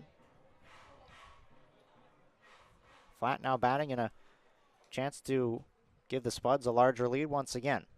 They jumped out to an early 4-0 lead and have led ever since. 2 balls, no strikes. Cole Krieber, a teammate of Russell Peterson out of Whitman College. Appeared in 10 games for the Blues this past year, went 2-0. Allowed 8 runs in 9 2/3 innings pitched. 2-0 is fouled. 2 balls and a strike. Fastball, cutter, curveball are mostly what you're going to see from Krieber.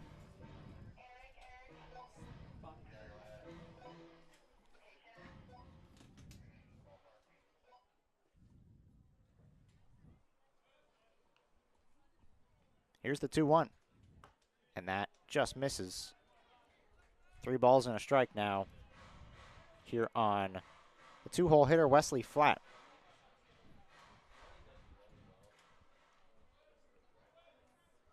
Trying to avoid a walk to load the bases here on 3-1. The pitch is flied into right field. Long run for Marcial as he's drifting towards the line, and it's going to drop foul. Marcial was playing straight up in right field, had a long way to go. Thankfully for the Sasquatch, that ball kept drifting foul. So now a full count as Vasic is on second, Elijah Reeves is on first, and the Spuds trying to tack on some more runs here off the new pitcher Cole Krieber in the top of the 6th inning. Hayden Mullins, there's no action going on in the Spuds bullpen, so Mullins could be back out there for the 6th inning. Here's the 3-2 to Flatt. Swing and a miss. Strikeout for Cole Krieber in the first out of the inning. A big one keeps the runners put and gets the first out. Has got that fastball by him in that bottom part of the zone. Now that brings up Josh Phillips. Phillips struck out his first time and then was hit by a pitch in each of his last 2 at-bats. Looked like the same pitch from starting pitcher Jackson Renz, as it was like a slider that just caught his front foot. Phillips was not able to get out of the way either time. He's come around to score a run as well back in the 3rd inning. Ball and no strikes here on Phillips. Pitch from Krieber. Upstairs now 2-0. Krieber fell behind Flatt, but was able to get back in the count and get the strikeout. Vasic started off this inning with a first pitch single. Elijah Reeves then singled to left. Now with 1 away, 2 ball, no strike count on Phillips and a pitch on the outside corner. 2 balls and a strike now. Could be a big turning point in this game if the Sasquatch can get a shutdown inning. Bring their bats back up to the plate. Only trailing by 1. Spuds trying to break this game open as a pitch sails high. Make it 3-1 now here on Phillips.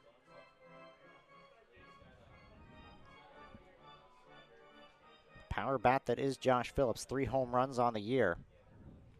All of them, of course, against the Sasquatch. 1 in this series, 2 in the first. And that pitch on the corner, full count. So Krieber fell behind Flatt 3-1, but was able to get the strikeout. See if he can retire Josh Phillips for his 2nd out of this half inning. 2nd one via the strikeout. Vasic still on 2nd, Reeves on 1st. Coleman slightly holding on Vasic at 2nd, but he'll back off now. 3-2 is in the dirt. Ball 4 on Phillips, and the bases are loaded.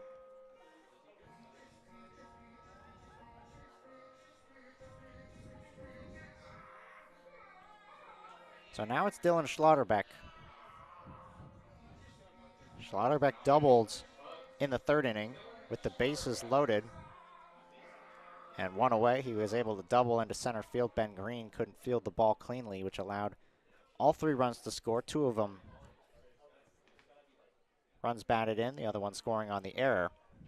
Schlotterbeck 1 for 3 in total. And Krieber again falling behind these Spuds hitters. Misses on the first pitch, 1 ball, no strikes. Sasquatch have action in their bullpen. Swing and a miss. So it looks like might be Cade Bridges getting loose for the Sasquatch. 1 ball, 1 strike here on Dylan Schlotterbeck. Bases loaded, 1 out, top 6. Spuds on top, 6-5. Have led since scoring 4 in the top of the 3rd. Pitch is lined, foul. Schlotterbeck was out in front of that one. Count moves to 1-2. Middle part of this order, cleanup hitter, Dylan Schlotterbeck at the plate. Dangerous spot for the Sasquatch. Infield all playing behind the runners here.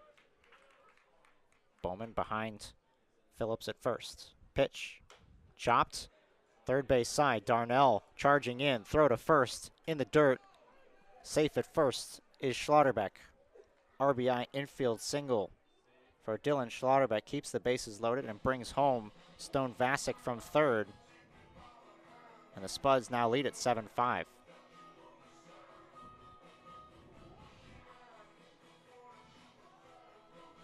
Bases will remain loaded here as Matt Marsick now comes to the plate. Vasic scores, so it's Elijah Reeves at third, Josh Phillips at second, and Dylan Schlotterbeck at first. 11th hit of the game, third of this inning for the Spuds. Marsick takes ball 1. Spuds threatening to blow this game open here in the top of the 6th. 1-1 already in. Threatening for more against Krieber. 1-0. Curveball way out in front of it. When you have that in the back pocket, you can't go to that too often because the hitters will adjust, but when they're not ready for it, you get an ugly swing like that. Good pitch from Krieber, gets him back in the count. The 1-1. This one's chopped third base side and foul.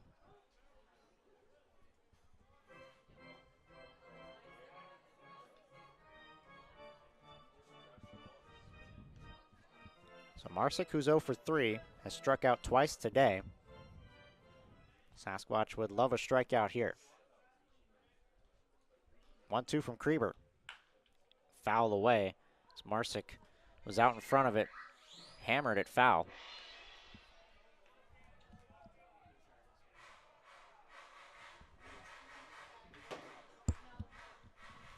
One ball, 2 strikes on Marsick.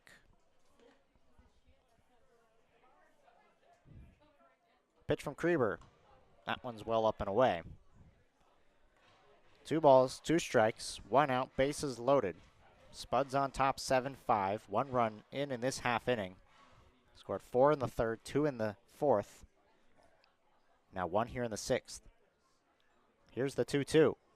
And this one's lined off of Krieber, goes to second base. Bachman will field it and throw to first in time to retire Marsick. The RBI groundout will score Elijah Reeves from third. Moving from second to third is Phillips. From first to second is Schlotterbeck. And the RBI groundout will put the 8th run of the game on the board for the Spuds. As once again, we'll get a conversation here. Jordan Bowman was the first baseman had to stretch for that ball, and Matt Marsick is contesting that Bowman came off the bag when he received that ball. They're going to say he's safe, as the home plate umpire, Josh Henwood, says he saw it clearly from first. So Matt Marsick will stay now at first. The bases are going to stay loaded. Marsick at first, Schlotterbeck at second, Phillips at third. Now 2 runs in the inning, and still only 1 out on the board. And an 8-5, Casper lead. That's in the dirt. Ball 1 now on Kenny Jackson. Jackson, the 7th man to bat in this half inning. A pair of singles and a strikeout on the day for Jackson. Here's the 1-0.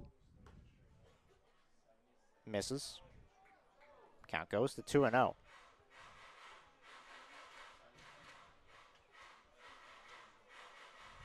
Spuds threatening to run away with this one. Sasquatch can come from behind. We've seen them do it plenty times before, but would love to see Krieber get out of this inning with just the 2 allowed. 3 balls, no strikes, nowhere to put him. Chase Burke is waiting on deck. Ball away from walking in a run.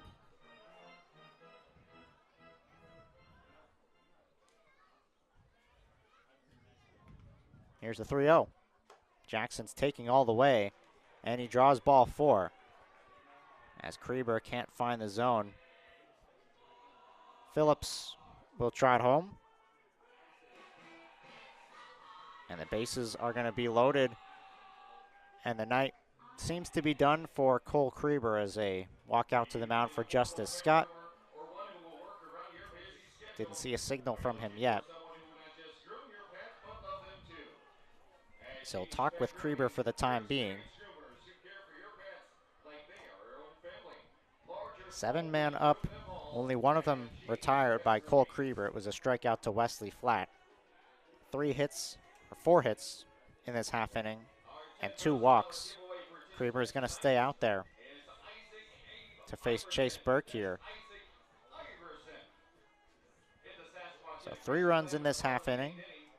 A 9-5 lead now for Casper. Chase Burke now at the plate. Single his last time up. Goes after the first pitch, lines it to short. Coleman will catch it, and he'll run to second to retire Matt Marsick, who was going on contact. Bad base running by Matt Marsick allows the Sasquatch to escape the inning with just the 3 given up. Spuds tack on 3 more. They'll lead at 9-5. Sasquatch bats looking to answer. For the newest games is at the Lodge at Deadwood Gaming Resort. When you're looking for the latest and greatest games, the Lodge is the place for you, as we are constantly updating our gaming floor with new and exciting games.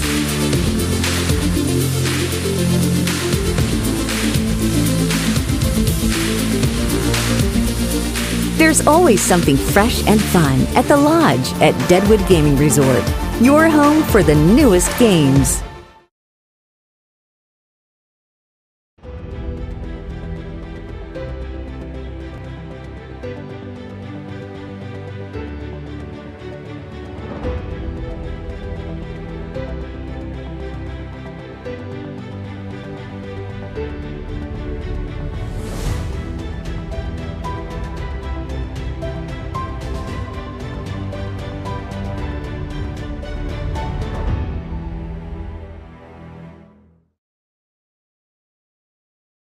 So surprising. So untamed. So much historical fame. So much to see, hear, smell, taste, enjoy. So pack your bags. Hit the road. Strike gold. Deadwood is waiting. There's so much South Dakota, so little time.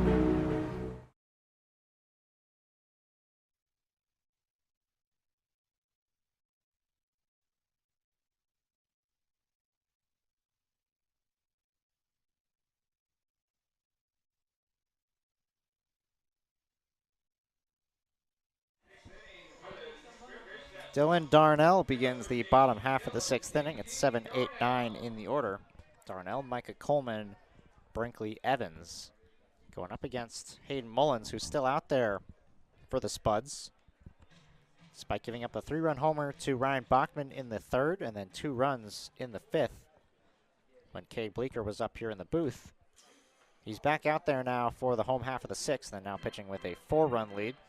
Thanks to some more insurance run-ins, a 3-spot put up by the Spuds in the top of the 6th inning.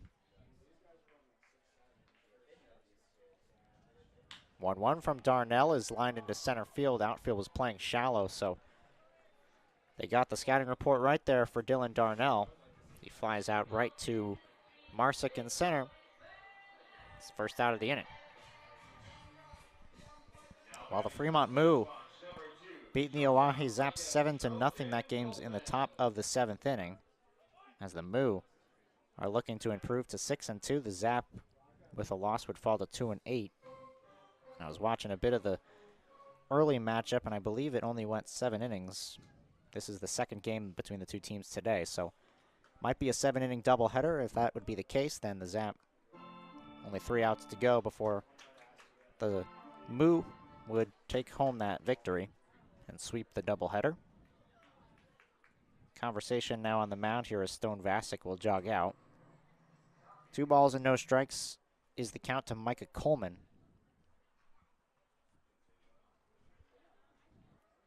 Looking ahead for the Sasquatch, we mentioned they're going to be taking on the Moo after this series is done. The first game of that series starts on Thursday.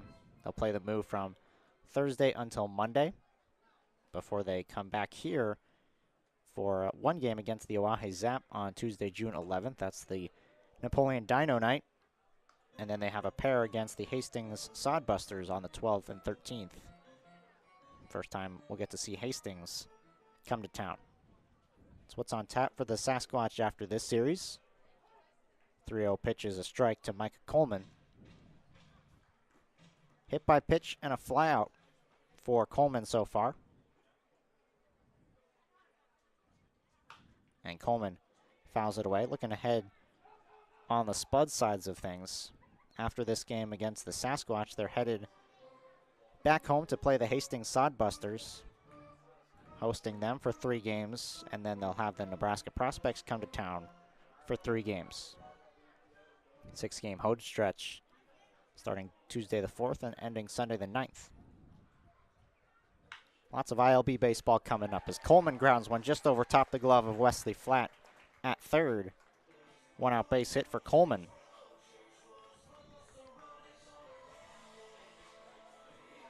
Brings up Brinkley Evans, a hit by pitch his last time up, came around to score in that 5th inning.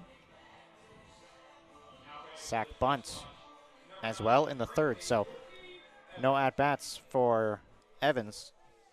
His 2 plate appearances, neither counting as real at-bats as Evans fouls the first pitch off. Sasquatch, we've talked about it all season long, but seems to be part of the identity of this offensive team is their ability to fight back late in games. They did it in the first 4 games against Casper, though they couldn't pull out a win. Final 2 games of that series, they lost by just 1 run each time. Came back to get a win against Nebraska when the Prospects came to town. Hoping to make another comeback here today as they trail at 9-5, but still plenty of time in the bottom of the 6th. 9-hole hitter Evans at the plate before the top of the order would come back up. Coleman waiting on first, 1-1. Hit in the air to left center field and pretty well struck. Reeves and Marsick going back on it. Still back, it is off the wall. Rounding third is Coleman. He's getting the wave around home. Throw comes into the cutoff man, no throw to the plate. Coleman scores from first on the RBI double by Brinkley Evans. 9-6 ball game.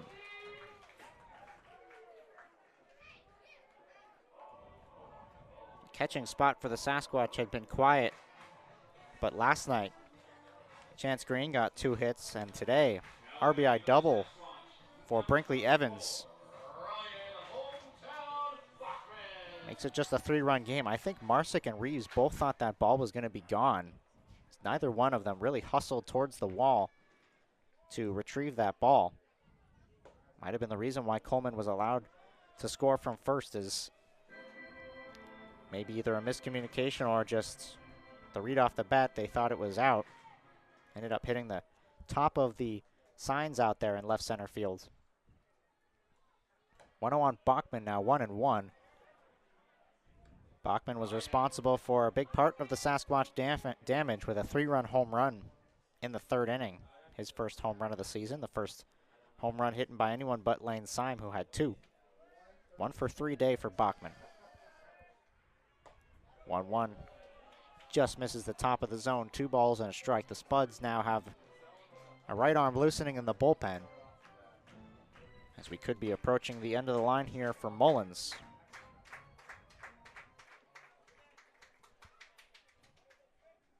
Two and 1 the count. Bachman takes strike 2. That was the 95th pitch of the game by Hayden Mullins, who's approaching that 100 mark. We've seen the Spuds not afraid to push their pitchers over 100 pitches. We saw it in the first few games of the series. 2 balls, 2 strikes, 1 out. Bachman at the plate. Mullins' pitch is bounced in front of the plate. Mullins off the mound, will field. Plenty of time, and the throw to first gets Bachman. Ground ball will move Brinkley Evans to third. With now 2 away, and Ben Green coming up.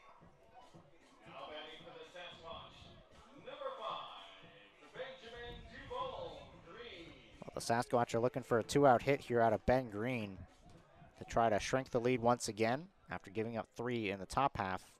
Trying to answer back with 2. They've already brought home 1, thanks to the RBI double by Brinkley Evans. Looking for another run right here as they're shifting Green heavily on the pole side. Shortstop Schlotterbeck only a couple steps to the left side of second base. Stalking far on that right side, and Green shows bunt was thinking about maybe pushing one along the third base line. Flat was playing almost on the outfield grass on the third base side. Even with the bag now at third, a ball and a strike on Green. A lot of open room on the shortstop side. Green checks his swing. He did go around his home plate umpire Josh Henwood. And now the count 1-2. Green is 1 for 3. He singled in the 5th and scored. Pop out and a fly out. His other 2 plate appearances. Mullins looking to finish his night strong here in the 6th. 1-2. Grounded foul. You have to imagine this is the end of the line for Mullins. If he gives up a base hit to Ben Green here, probably it. It's the pitch count now above 100. If he gets the out here, get some high fives in the dugout, would be in line for the win.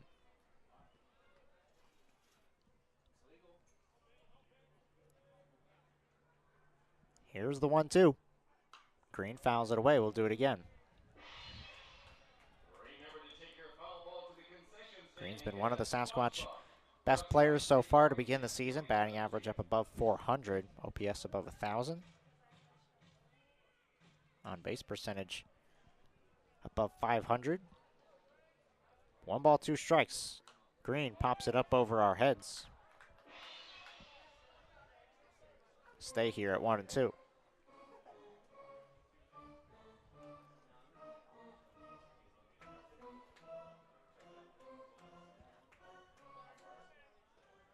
So Hayden Mullins, 5 2/3 innings so far. 6 runs on the board for the Sasquatch, looking for more. 1 ball, 2 strikes.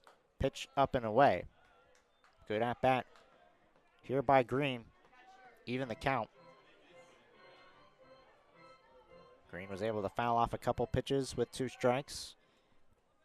Sees a ball to make it a 2-2 count. Brinkley Evans still waiting on third. 2-2 pitch misses, now a full count. Kyle Finn waiting on deck.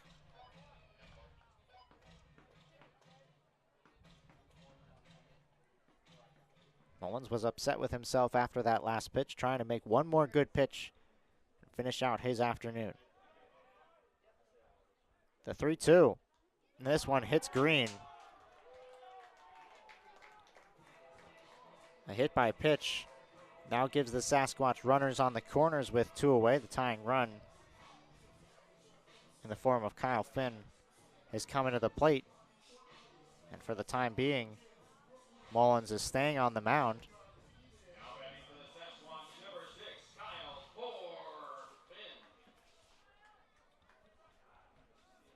And that's going to do it.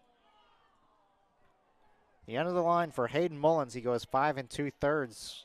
6 runs in, and he'll be responsible for the runners on the corners. Mullins will depart. Sasquatch will look for a big hit out of Kyle Finn when we return. Do you know the locals' choice for gaming excitement? It's the Lodge at Deadwood Gaming Resort. With new games arriving every month, our selection of slot machines is the freshest in town. You can always find a game with our card tables open 24 hours a day. And parking is free and easy at the Lodge, with the area's largest free parking only steps away from our front door. Enjoy spacious and comfortable gaming at the Lodge at Deadwood, the locals' choice. Peak Family Chiropractic and Sports Performance. We all take different paths in life. That's why we utilize multiple different treatments here at Peak. Our main treatment is our high-level chiropractic adjustment, but we also emphasize the use of cupping, scraping, vibration massage, trigger point therapy, and active care to promote movement, strength, mobility, and most of all, pain relief. Why travel to multiple locations when you can have total wellness under one roof? Stop in today and let's get you to your peak. Road trips are measured in miles of uncontrollable laughter, comfortable silence, and new memories. And for 50 years, Super 8 has been there for wherever your journey takes you. So when the open road calls for a good night's rest, you can depend on Super 8's modern rooms at over 2,000 locations. Plus, earn Wyndham Rewards points for every stay. Super 8, one of 24 trusted brands by Wyndham. See you on the road.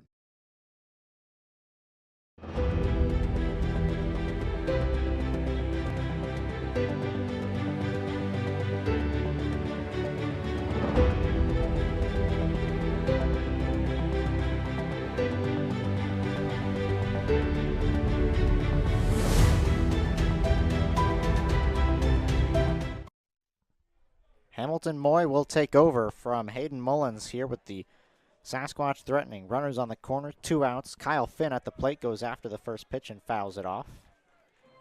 5 2/3 innings for Hayden Mullins, 8 hits allowed, 6 runs in, but he's responsible for the runners on the corners.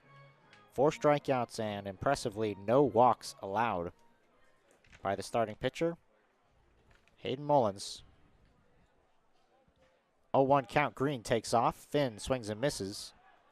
Content to let Green steal second as the count is 0-2 on Kyle Finn. Hamilton Moy appeared in game 1 of this 3-game series, went 2 1/3 innings pitched, allowing 4 runs. 0-2, Finn just stays alive as he reached his bat out and just barely made contact with the pitch sailing away. Sasquatch with a run home in this half inning. It came courtesy of an RBI double by Brinkley Evans, who came maybe 5 or 10 feet shy of a home run. He's been stranded at third this whole time. Green now at second as this pitch is chopped toward third. It's going to stay fair. Throw across the diamond is going to pull the first baseman Phillips off the back and go into right field. Both runs are going to come in to score. Kyle Finn is going to go to second. And the Sasquatch pull within 1 thanks to an error at third base. We'll see how they decide to score that one, but either way, Sasquatch now just 1 run back. It is 9-8 Spuds.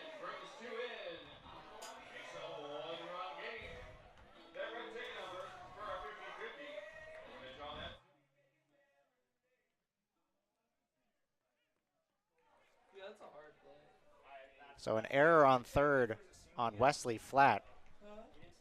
Kyle Finn reaches on the error and then advances on 1 as well. Now at second base, the tying run here in the bottom of the 8th inning with Casper on top, 9-8.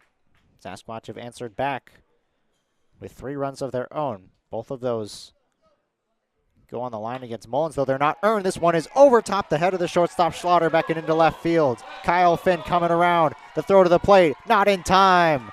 Finn scores. Bowman is trying to go to second. He'll get there without a throw, and the Sasquatch have tied the game.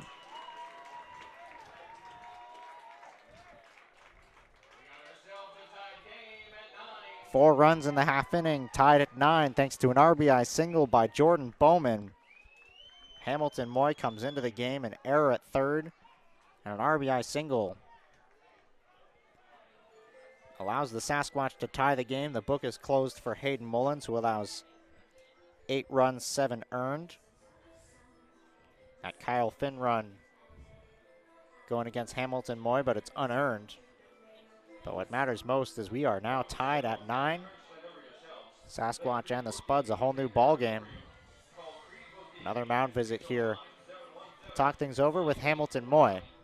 Javier Marcial is the next man coming to the plate for the Sasquatch. He'll be the 8th batter to come to the plate in the half inning. Spuds put up 3 runs in the top of the 6th. They brought 8 to the plate. Sasquatch have brought home 4 in the bottom of the 6th to tie the game.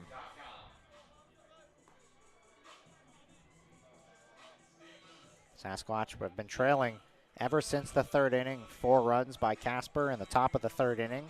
Sasquatch answered back immediately with 3, but Spuds extended the lead, led it 6-3.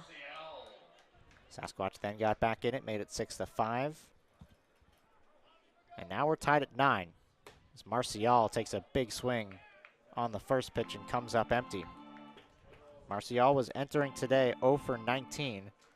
Grounded out his first time up, but a single in the 4th was his first hit of the summer, and then a 2 RBI single in the 5th.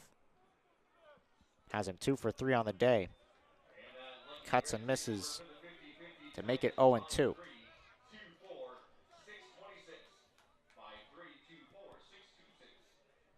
Sasquatch with 6 runs across their last 2 half innings. Tied at 9, pitch. Grounded, third base side, fielded by Flat. Throw across to first is in time. Marcial is retired for the 3rd out. Sasquatch bring home 4 runs and tie the game at 9. We're headed to the 7th here on Spearfish Sasquatch YouTube in a tie ball game.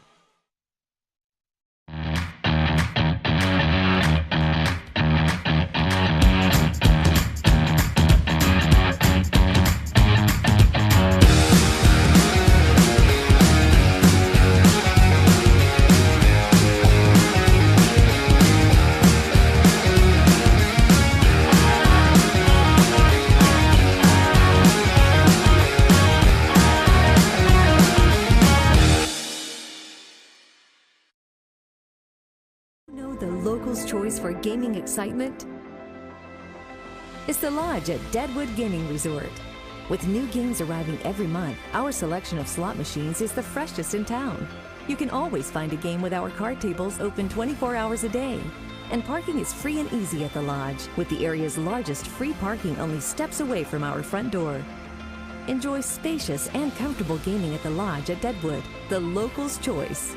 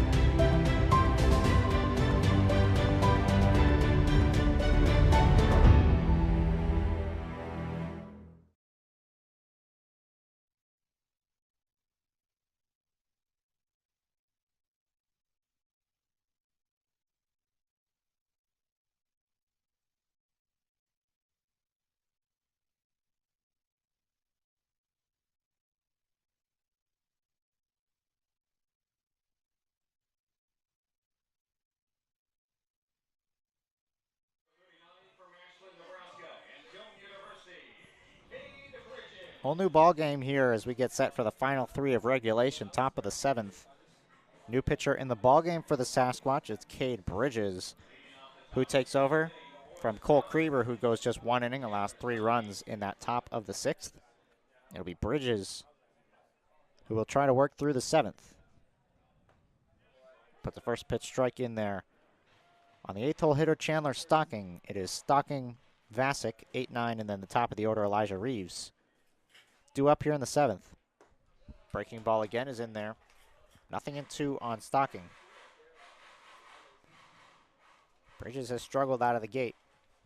ERA above 30. As he's really struggled with the command. That's been the thing that's bit Cade Bridges so far early on in this season. Would love to see him pound the zone a little bit more, doing so to start this ball game. But Bridges, 12 runs and 9 walks and 4 hit by pitches as well in 3 1/3 innings. So that's essentially 13 free passes. And he's faced 29 batters. 0-2 is inside. It's now 2-2.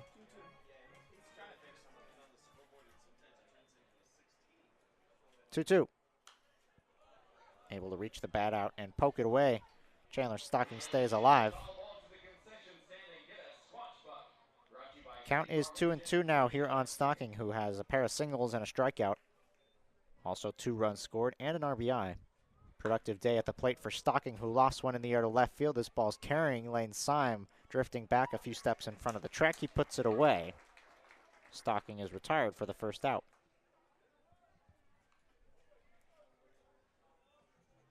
Sasquatch will have a couple days off after this, so we'll see which pitchers they decide to go to in the back end of the bullpen. Elijah Bobo presumably could be used out of the pen. We saw Bobo work back-to-back days against Nebraska, but he did not pitch in either of the first 2 games of this series against Casper. So could see him in the back end of this game for the Sasquatch.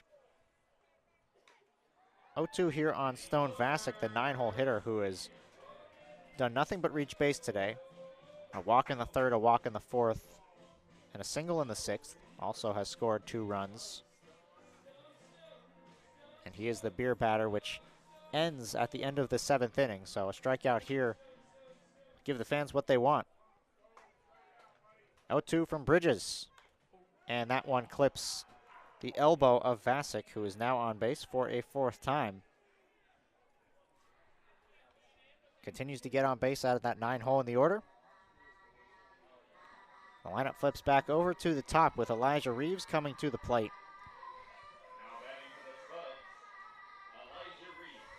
Reeves 1 for 3 on the day. Singled his last time up in the 6th inning and came around to score a run. He also has a sac bunt on his line.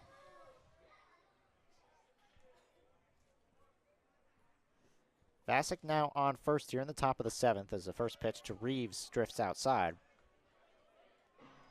Sun's starting to set on that first base line, as it does when we approach about 8:30 p.m. Getting there now as it's 8:14 here in Spearfish. Just a lovely afternoon for baseball here on this Monday night. Great way to kick off the week. And a great way to finish off a 6-game home series where the Sasquatch are hoping to go 4-2 on this home stretch.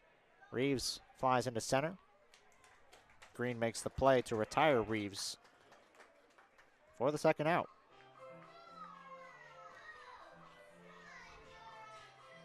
And now Wesley Flatt will come up, the righty in the 2-hole in the order. Pair of RBI singles and a pair of strikeouts for Flatt. He's 2 for 4.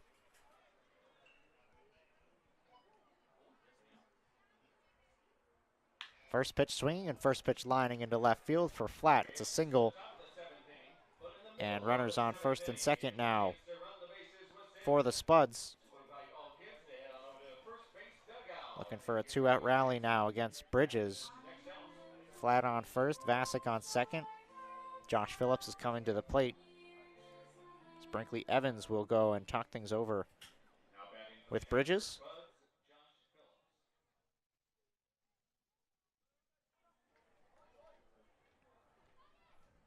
So Phillips now digs in from the left side.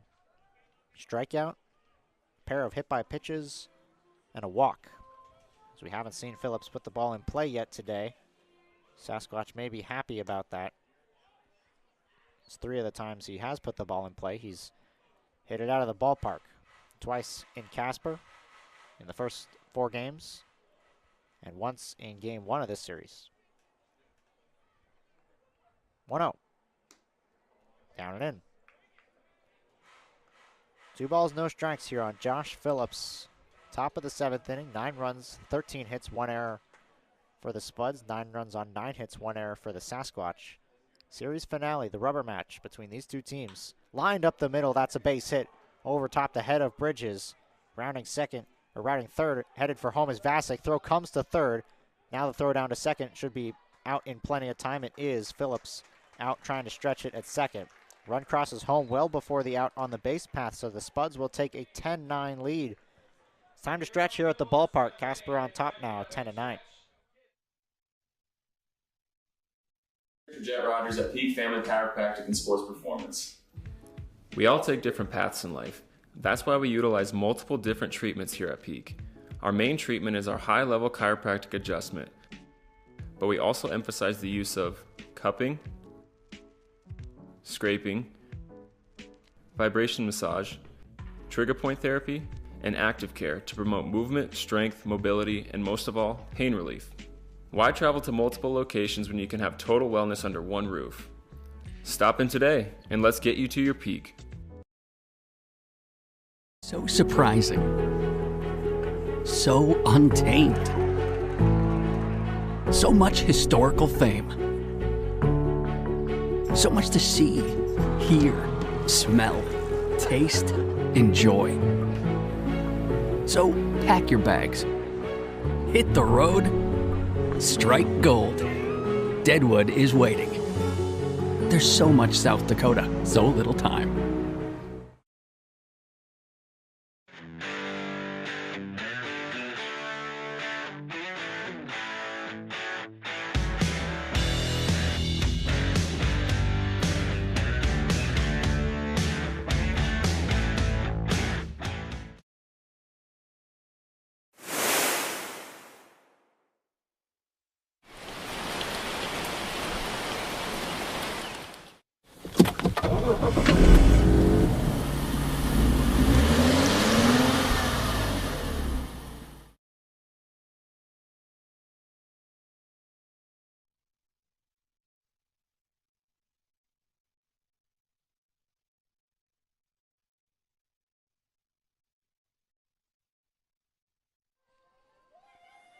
So after the kids circle the bases in the middle of the 7th inning, stretch time at the ballpark, we're back and ready for some more baseball. Bottom of the 7th inning in a tight ball game, 10-9. Spuds on top after they retake the lead with a run in the top of the 7th inning. But another out on the base pass, a mistake by Josh Phillips trying to extend a single into a double off a throw to third. Gets him out at second base. Brings home the run with the RBI, but commits the third out of the inning. And the Sasquatch bats coming back to the plate. It's Lane Syme, Dylan Darnell, and Micah Coleman. 6, 7, 8 in the order for Spearfish as they try to take their first lead of the game. Were able to tie the game in the bottom half of the 6th inning, but couldn't jump out in front. Syme is out in front of that pitch to make it 0-2. Syme, a quiet day at the plate. He's 0 for 3, including a strikeout. Hamilton Moy still out there for the Spuds. Came in relief of Hayden Mullins. Allowed both inherited runners to score. And then gave up an unearned run as he hits one hard to short. Schlotterbeck makes a nice play to retire Syme. First out of the inning on a hard hit ball. Dylan Darnell now comes to the plate. Darnell was the first hit and first base runner for the Sasquatch. Came in the 3rd inning with his leadoff single. Came around to score on a 3-run home run by Ryan Bachman that opened the scoring for the Sasquatch. And Darnell is hit by a pitch. Caught him right on the elbow. And with 1 out, the Sasquatch will put a runner on base in the form of Dylan Darnell. A lot of hit-by pitches between these two teams in the first 7 games. These two teams have faced each other. For the Sasquatch, they at least faced somebody in between, but for the Spuds, they haven't seen anybody else but the Sasquatch. 1 out, 1 on. Sasquatch trailing by a run as Moy misses with his first pitch. 1 ball, no strikes. Coleman hit by pitch in the 3rd, flew out in the 4th, and singled in the 6th. Scored a pair of runs as well. Darnell off first, 1-0. Lined, that's going to go to second base. Perhaps a chance to turn 2, stalking to second for 1 on to first, the double play. And Coleman grounds into a 4-6-3 to end the threat in the 7th. We've played 7 here at Black Hills Energy Stadium. Spuds lead it 10-9.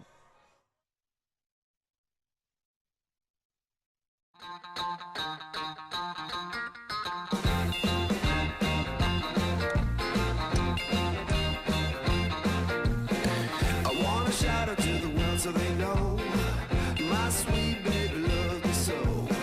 She got me going, yeah, she turns me on. She loves me, yeah, she loves me, and it blows my mind.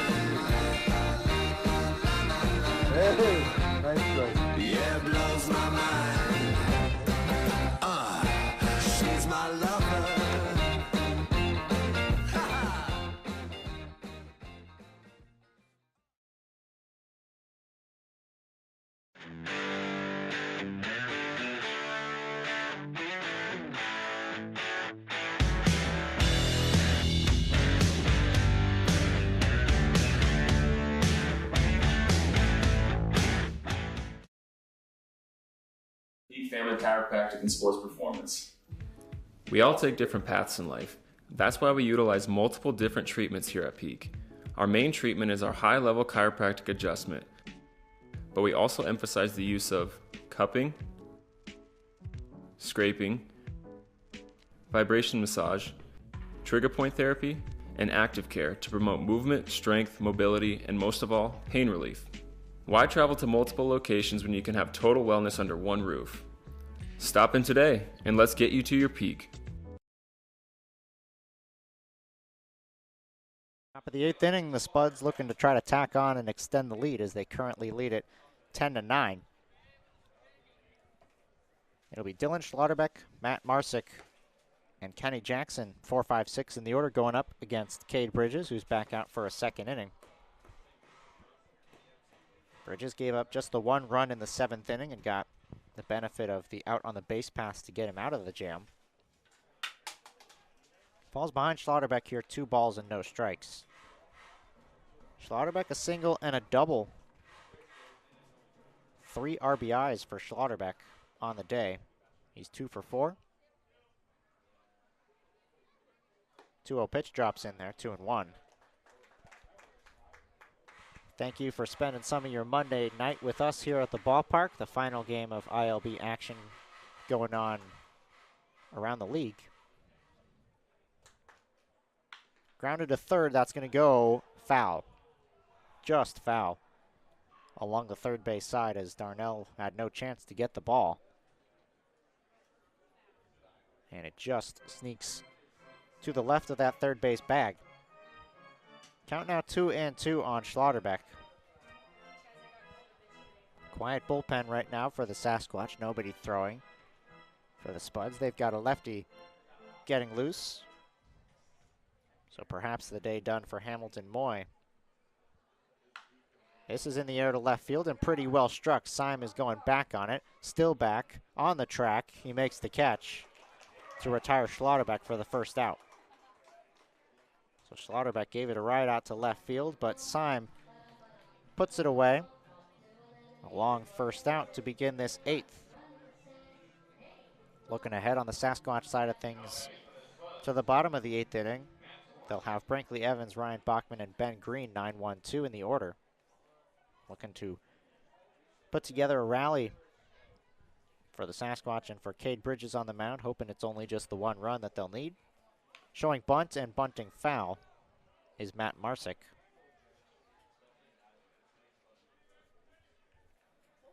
Marsick 1 for 4 on the day, a pair of strikeouts, a flyout, and an RBI single. His last time up in the 6th inning. Got that RBI single as part of a 3-run half inning.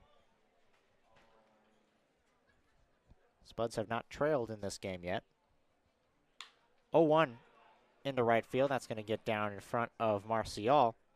Base hit for Marsick, who's now 2 for 5.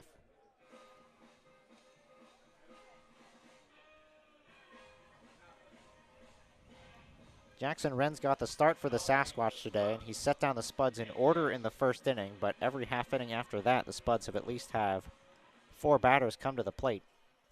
On the other side of things, for the Spuds, Hayden Mullins got the start. 5 2/3 innings, 8 runs allowed. He also pitched a clean 1st inning, and the 7th inning, where the Sasquatch sent just 3 to the plate, was the 3rd time that Spuds pitchers had faced the minimum today. Marsick being held on at first as Kenny Jackson, the left-hander, now comes to the plate. Productive day for Jackson at the dish as he has singled twice, walked once, and struck out once. So 2 for 3 for the designated hitter. Jackson ahead in the count here now. 2 balls and no strikes. Marsick with speed off first, dancing off the bag. Doesn't go, and 2-0 catches the corner. 2 balls, 1 strike here on Kenny Jackson. The Spuds, 10 runs, 15 hits, 1 error. Sasquatch, 9 runs on 9 hits, 1 error.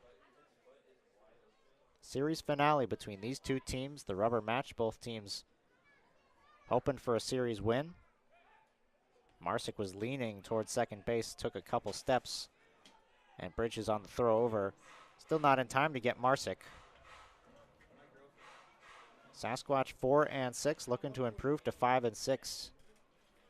And looking to go 5-2.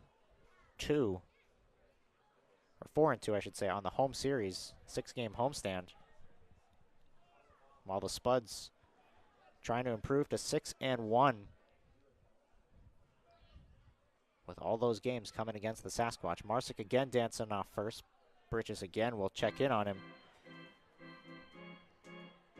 Holding runners on, and the stolen base battle has been something head coach Justice Scott has been trying to get better at. This is flied into shallow center field. Green will range over to his left and come in to make the play. Jackson retired on the flyout for out number 2. So now 2 away in the inning and a runner aboard for Chase Burke. Spuds jumped out on top early with 4 runs on the top of the 3rd inning off Jackson Renz. Sasquatch answered back with 3 in the bottom half of the frame thanks to a 3-run home run by Ryan Bachman. Seen offense by both teams throughout. Back and forth battle. The Sasquatch haven't been able to jump out in front yet today. They've either been trailing or tied ever since that 3rd inning. Got it to a 9-9 game before a run in the top of the 7th put the Spuds back in front. Bridges trying to keep it that way at 10-9. Give his offense a chance to come back and take the lead. Ball and no strikes here with 2 away in the top of the 8th. Marsick on first and Chase Burke at the plate. Another check-in on Marsick. Burke 1 for 3 with a walk. Also came around to score a run. Here's the 1-0. That sails outside. 2 balls and no strikes. Bottom 3rd of the order now is Chase Burke in the 7th spot.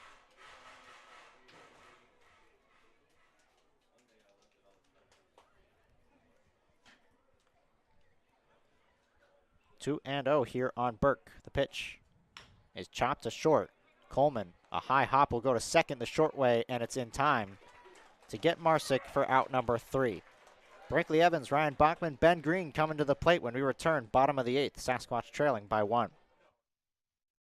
For the newest games is at the Lodge at Deadwood Gaming Resort. When you're looking for the latest and greatest games, the Lodge is the place for you, as we are constantly updating our gaming floor with new and exciting games.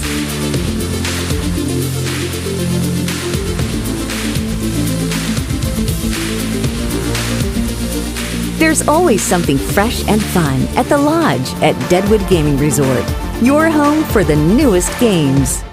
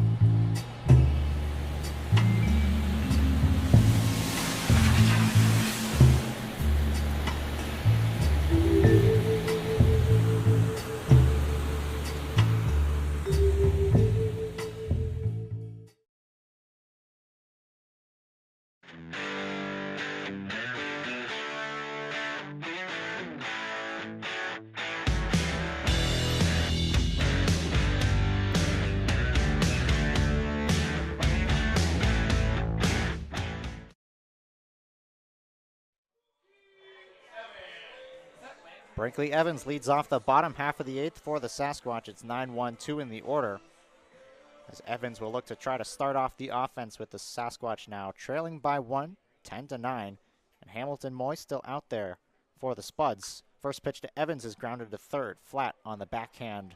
Throw to first in time, 1 away. Well, fans, come out for the next fireworks night for the Sasquatch coming up on June 28th, as the Sasquatch will host their second fireworks night of the season against the Plainsmen. First pitch at 6:05 p.m. on Friday, June 28th. Won't want to miss the second fireworks night of the season.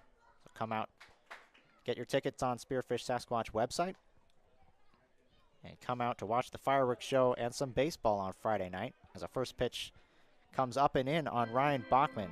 Top of the order now for the Sasquatches. Bachman at the plate. 3-run home run for Bachman in the third inning. Fourth-year guy out of Rapid City.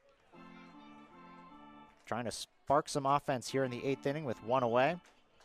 Hamilton Moy trying to shut down the Sasquatch, who now have just 5 outs to work with on the offensive side as Bachman's guys went into right field. Long run for Burke, still going back, still back. It's over his head and kicks up against the wall out in right field. Bachman will coast into second base. It's a double for Ryan Bachman as that ball just kept tailing away from Burke. No chance to get to it in time. And a double for Ryan Bachman has the tying run in scoring position with 1 out here in the bottom of the 8th inning.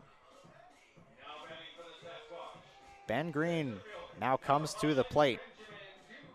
Green 1 for 3 on the day, has scored a pair of runs, a single and a hit by pitch his last 2 plate appearances.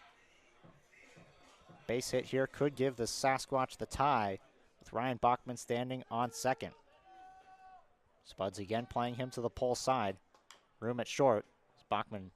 Green fouls the first pitch off. You saw the numbers entering today as well. 423 batting average with 10 runs scored. Coming into today's game, tack on 2 more runs, gives him 12 on the season. So first pitch fouled, 0-1 on Green. So we're now at the top middle part of the order for the Sasquatch. 0-1, lined over the bag at second and into center field as it took a funny hop over Schlotterbeck. Bachman coming around, the throw is offline. He'll score. Green will advance to second on the throw, and the Sasquatch have tied the game. An RBI single, Ben Green, 10-10 ball game.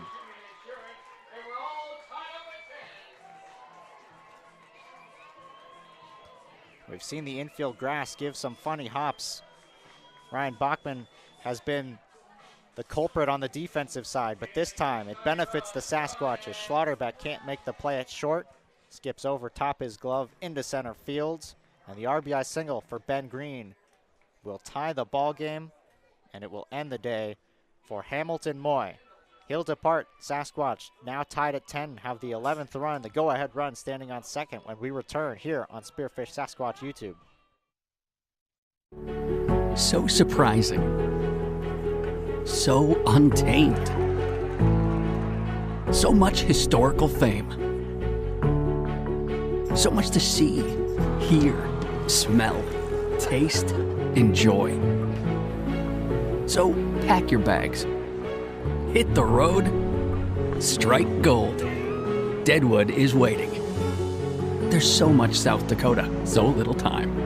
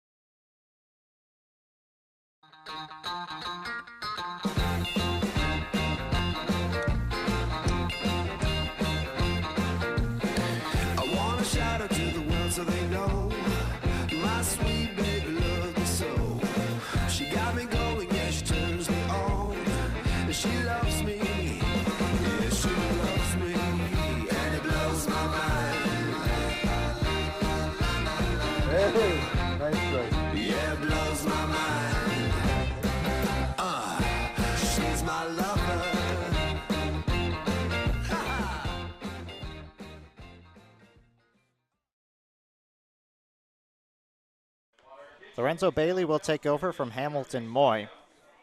Bailey will be making his 3rd appearance for the Spuds. He went at 2/3 of an inning on May 25th against the Sasquatch, gave up 2 runs. And then on May 26th, he faced just 3 batters, got 1 out, walked 2 of those 3 batters. So 2 runs allowed by Bailey in 1 inning so far this season. He'll be tasked with trying to get the final 2 outs of this home half of the 8th.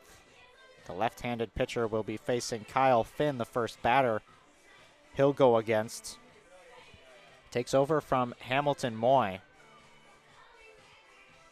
Moy came in, he was the first down arm out of the bullpen, replacing Hayden Mullins. And Moy went an inning and 2/3, allowing 3 hits. No walks, no strikeouts. And 2 runs already in that go against his line, but he's responsible for Ben Green out on second. It is Kyle Finn coming up to the plate, has been one of the Sasquatch's best hitters to begin the season. Coming up now in a big spot against the lefty, with a chance to give the Sasquatch the lead in the home half of the 9th and a chance for them to close it out in the top of the 9th, as this one's grounded to short. Schlotterbeck is going to go to third, and he's going to get Green out at third. A nice play there by Dylan Schlotterbeck. Smart baseball play, retires Ben Green at third for the second out of the inning, and Kyle Finn reaches on the fielder's choice. Really good play there by Schlotterbeck. You'd think a lot of the time, don't even really think about that runner at third. Just go straight to first to get the second out, but Schlotterbeck does the right thing, gets Green out at third. Out number 2. And now the book closed for Hamilton Moyes. That was the only runner left, leaving his book open. 2 runs, 1 earned going against Moy. 10 runs on the board, 8 of them earned for the Sasquatch here today. Bowman takes strike 2. Count goes to 1-2 on Jordan Bowman. Bowman, a pair of singles and a pair of strikeouts. Last time up, RBI single in the 6th inning as part of that 4-run inning, which tied the game at 9. Bowman swings and misses. The ball gets away. Bowman will go to first, and he'll be able to reach on the strikeout. So Bowman strikes out for the 3rd time today, but keeps the inning alive as the ball gets away on a wild pitch. And the Sasquatch have first and second with 2 outs. And Javier Marcial, who's already had a day to get him on the right foot, entered today without a hit. Has 2 hits in the ballgame and 2 RBIs. And man, would he love to end his day with 3 hits and the go-ahead RBI single here in the 8th inning. Up and away, 1 ball, no strikes. Lorenzo Bailey on the mound. Javier Marcial at the plate. Both teams with some action in their bullpens. Ahead of the 9th. We're tied at 10 here at the ballpark. Upstairs, 2-0. Lane Syme, who's 0 for 4, is standing on deck. We've seen the Sasquatch go to the bench for pinch hitters in the place of Syme. Today, both Patrick Rakes and Braden Gastisha are out of the lineup. 2 guys who we could see pinch hit, but both of them lefties. And with a lefty on the mound, we'll see if they decide to go to that. But what matters most is the at-bat right here. Lorenzo Bailey against Javier Marcial.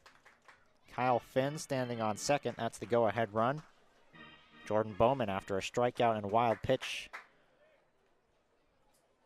standing at first. 2-0.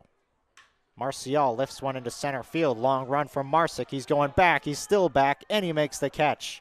Ranging over the shoulder to his left. Makes the catch on Marcial to end the inning. Sasquatch tie the game with a run in the bottom of the 8th. We're headed to the 9th, tied at 10.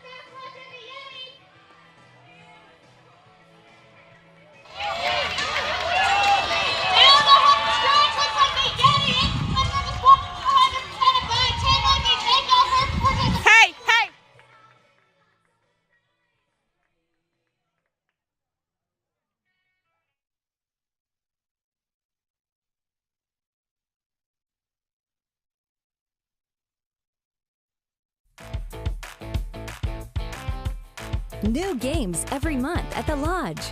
We are constantly updating our gaming floor with the latest fun games to keep our guests entertained with new games every month. For the freshest selection of slot machines in town, make the Lodge at Deadwood your gaming destination. The locals' choice for gaming excitement with the newest games is the Lodge at Deadwood Gaming Resort.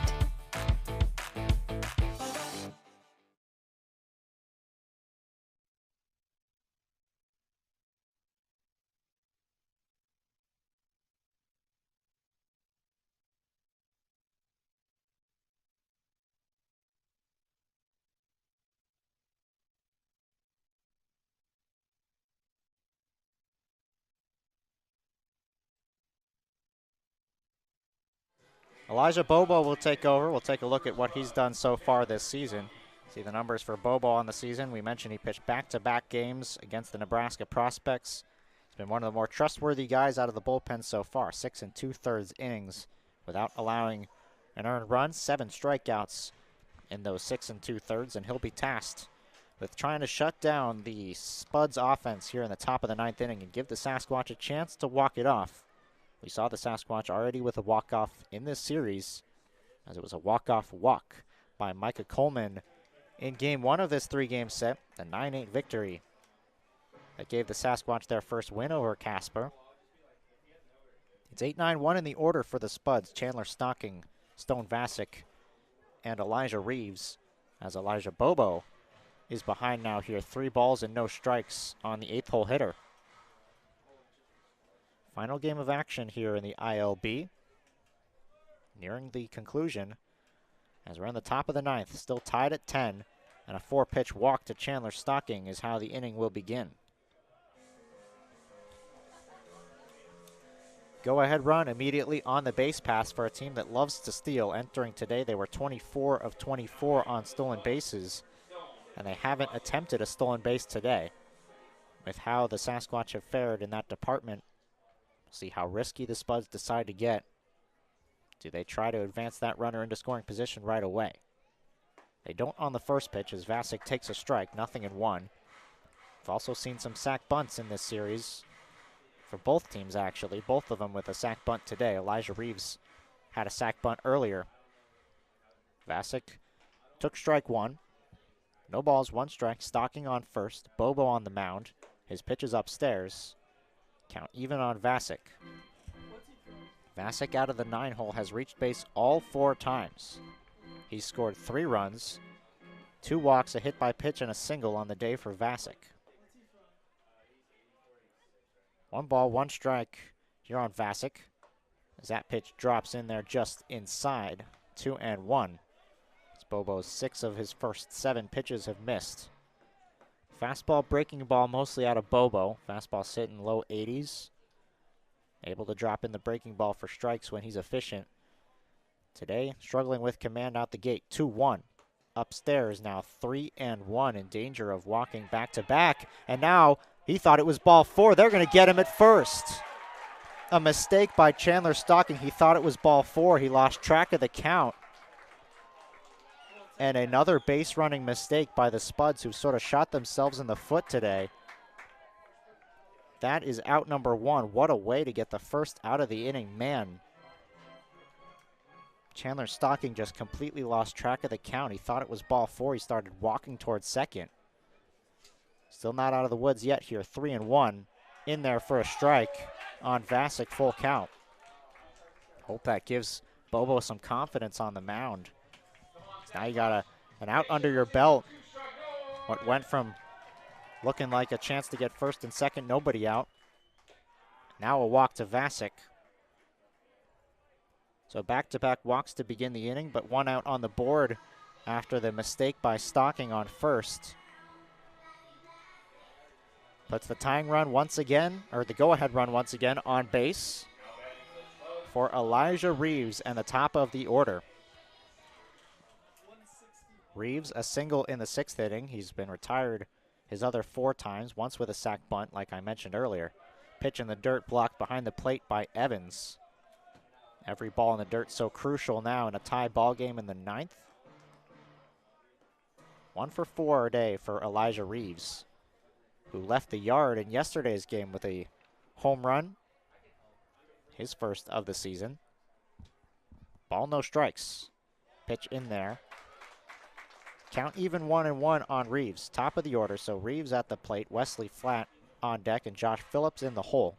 Looking ahead to the bottom of the ninth inning, the Sasquatch will have 6, 7, 8 in their order due up. 1-1. Grounded through the first base side as they were shifting Reeves a little bit to pull. Second baseman Bachman was playing towards the bag at second, and the ball gets into right field. And the Spuds, with a one-out single courtesy of Elijah Reeves, bring that go-ahead run closer to home. Stone Vasic at second, Elijah Reeves at first. And Wesley Flatt now coming to the dish. Flatt 3 hits on the day, 3 singles along with 2 strikeouts, so 3 for 5 day.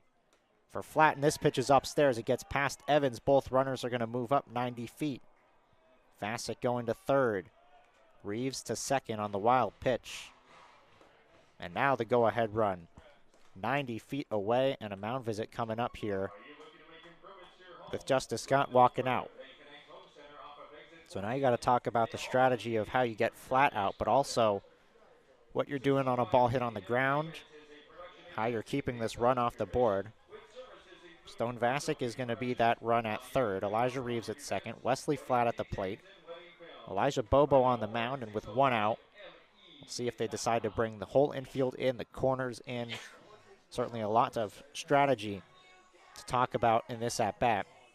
There's nobody throwing in the Sasquatch bullpen, so this is his half inning to get through. Bobo, who entered today 6 2/3 innings, no earned runs allowed, is facing his first bit of trouble this summer with runners on second and third and 1 out, and all 3 batters he's faced have reached base. Sasquatch bring the whole infield in. Darnell, Coleman, Bachman, Bowman, third to first. All on the infield grass. Squaring to bunt is Wesley Flatt. He pulls it back and takes ball 3. 2 balls and no strikes now. See how they decide to pitch Flatt. Do they give him something to hit here on 2-0? He showed bunt but pulled it back. Now he's not showing bunt. And now he squares ahead of a 2-0, pulls it back again and swings and fouls it off. Outfield playing relatively shallow as well. If you take a look at the outfield sign, Green and Phillips is the outfield left to right. All 3 with pretty decent arms. 2 balls, 1 strike to count. Infield in, pitch on the way. Into shallow center field, Green having to go back on it. This should be deep enough to bring the run home as Green's throw will go to third. And the RBI sac fly for Wesley Flatt gives the Spuds the lead. It's 11-10. So that ball hit just far enough over the head of Ben Green in center field, causing him to go back a couple steps. The right play there to throw to third and keep Elijah Reeves where he's at second base. Spuds now take an 11-10 lead as Josh Phillips is coming to the plate, hoping to add some insurance runs here for Casper. As Bobo's first pitch is a strike, 0-1. As I said, it's Syme, Darnell, and Coleman, 6, 7, 8 in the order for the Sasquatch, due up in the 9th, who will be trailing by at least 1 run after the sac fly by Wesley Flatt. Pitch sails outside. 1-1 on Phillips. Final game of a 6-game homestand for the Sasquatch. Hoping to come out with a second straight series win, take 2 of 3 from Casper. Here's the 1-1, and Phillips fouls it off. Ball and 2 strikes. Lorenzo Bailey did the pitching for the Spuds in the bottom of the 8th inning. Got the final 2 outs, the final 1 out in that half inning.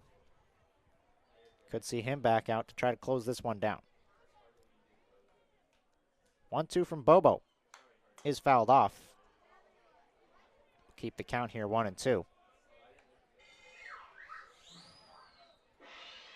Phillips was hit by a pitch twice. He also drew a walk. Brought home a run with an RBI single in the 7th.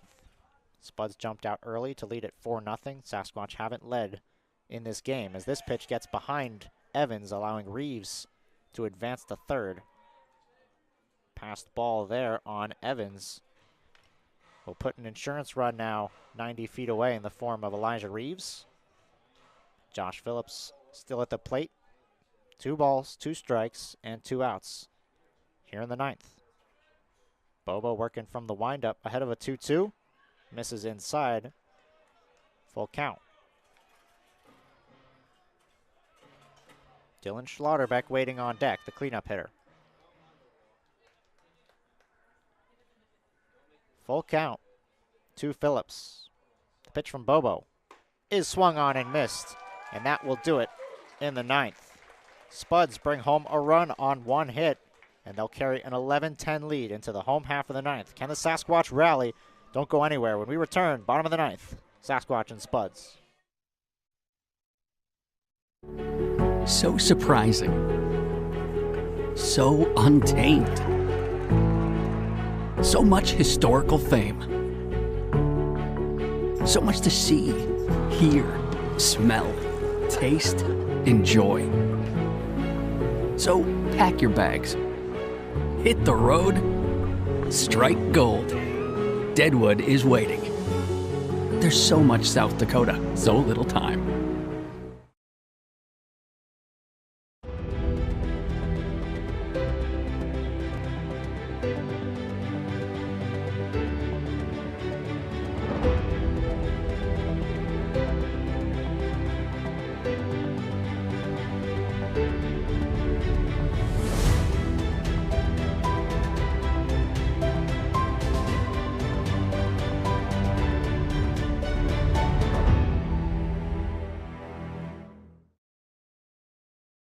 Take your sports wagering experience to the next level at BetLodge Sportsbook, the premier sports betting venue in South Dakota. Surrounded by luxury seating, our massive 42-foot seamless video wall is the largest in the area, displaying all of your favorite NFL and college football. Place your bets with our sports desk personnel or visit our easy-to-use betting kiosk 24 hours a day. The best place to touch down and catch the game is at BetLodge Sportsbook, located inside the lodge at Deadwood Gaming Resort.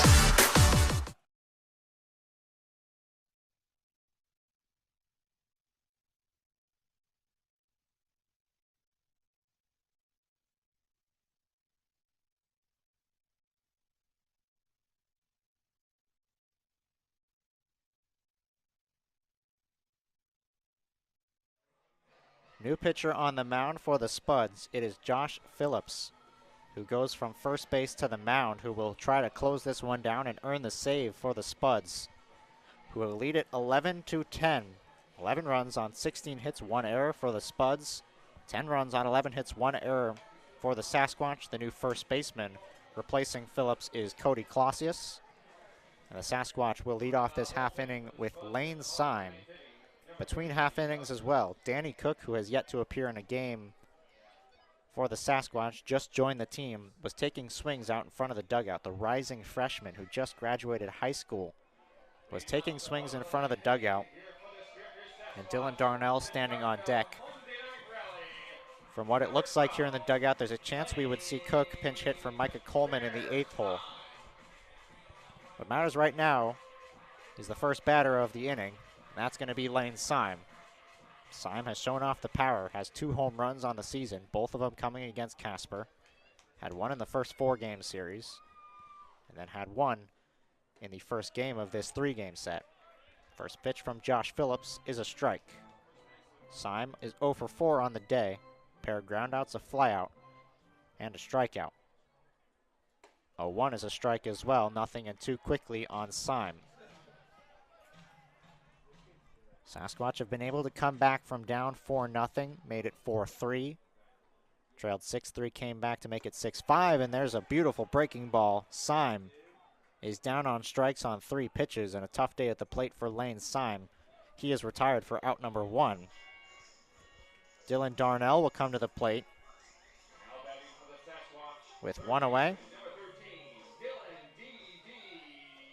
Sasquatch just need a base runner here as they desperately need to put that tying run on base. Darnell takes a strike. 4 pitches, 4 strikes. for Josh Phillips.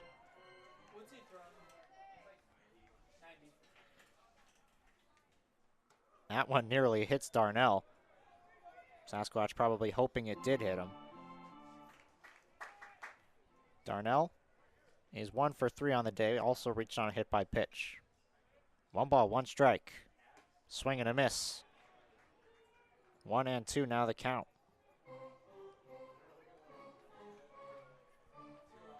Sasquatch down to just 2 outs here today, trailing 11-10, home half of the 9th. In the dirt, 2-2 on Darnell.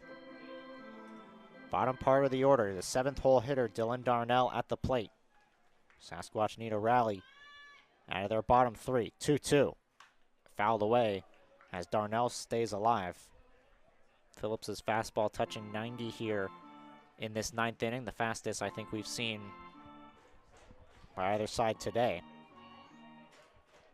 Looking for the save, trying to take the series for Casper. 2-2's upstairs, full count.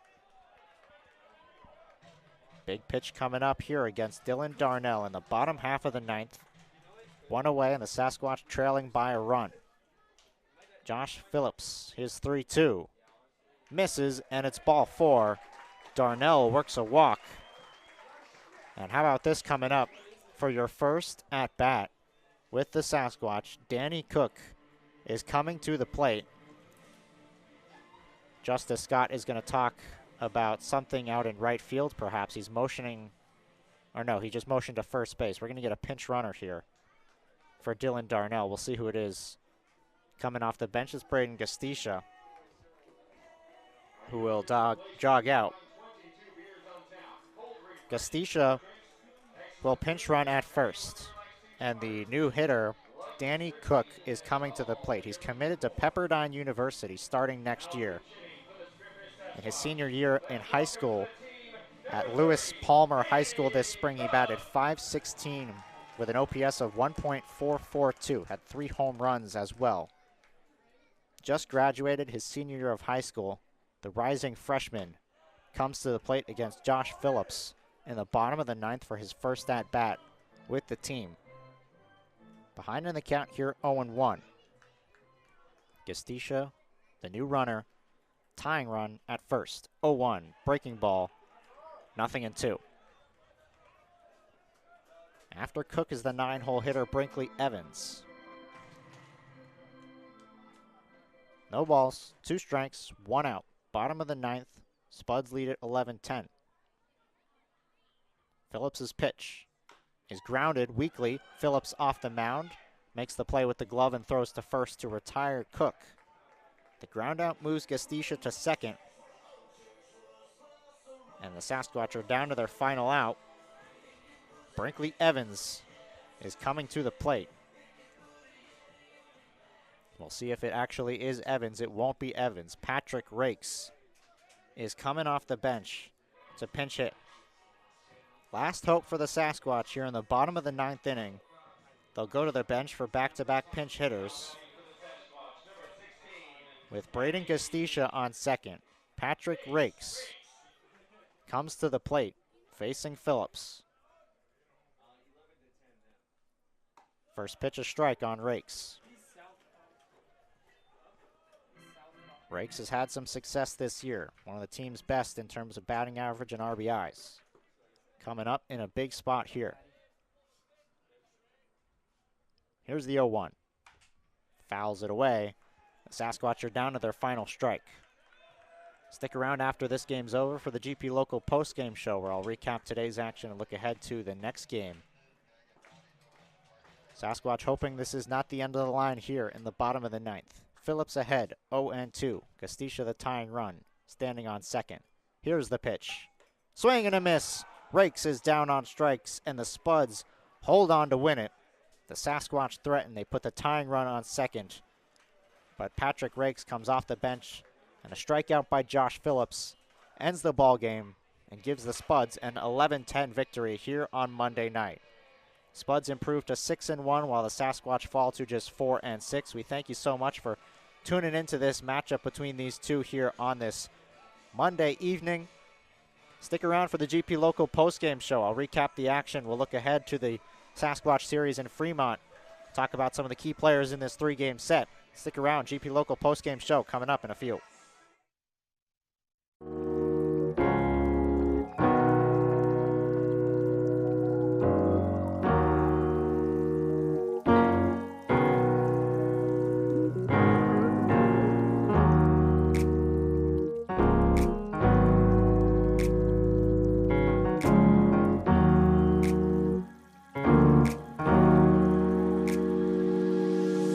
Bro.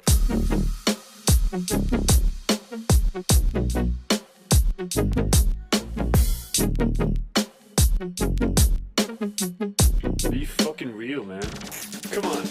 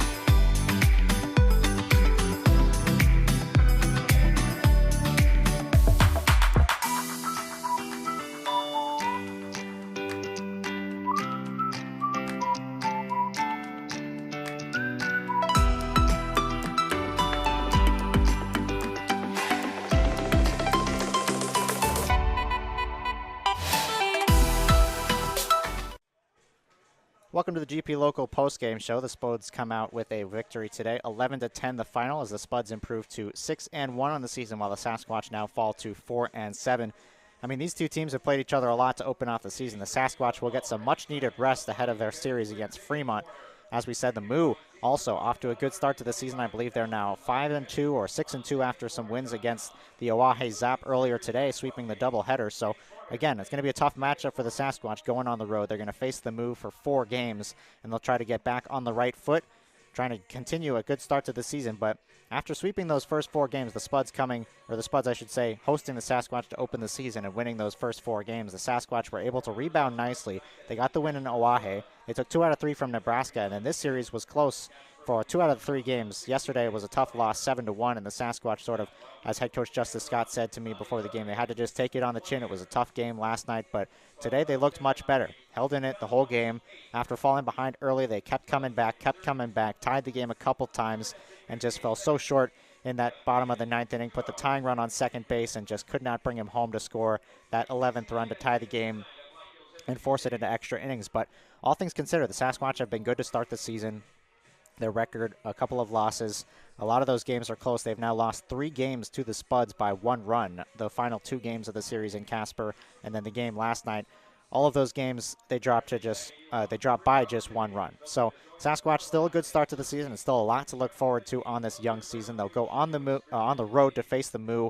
Those games you can watch on the Fremont Moo YouTube channel, and you'll also be able to follow along with some live tweets and some hopefully written articles on our website, spearfishsasquatch.com. You can keep up with the team up to date on all of our social media outlets as well, and keep up to date with how the Sasquatch are doing. So your final score here from the ballpark, 11-10, the Casper Spuds win it.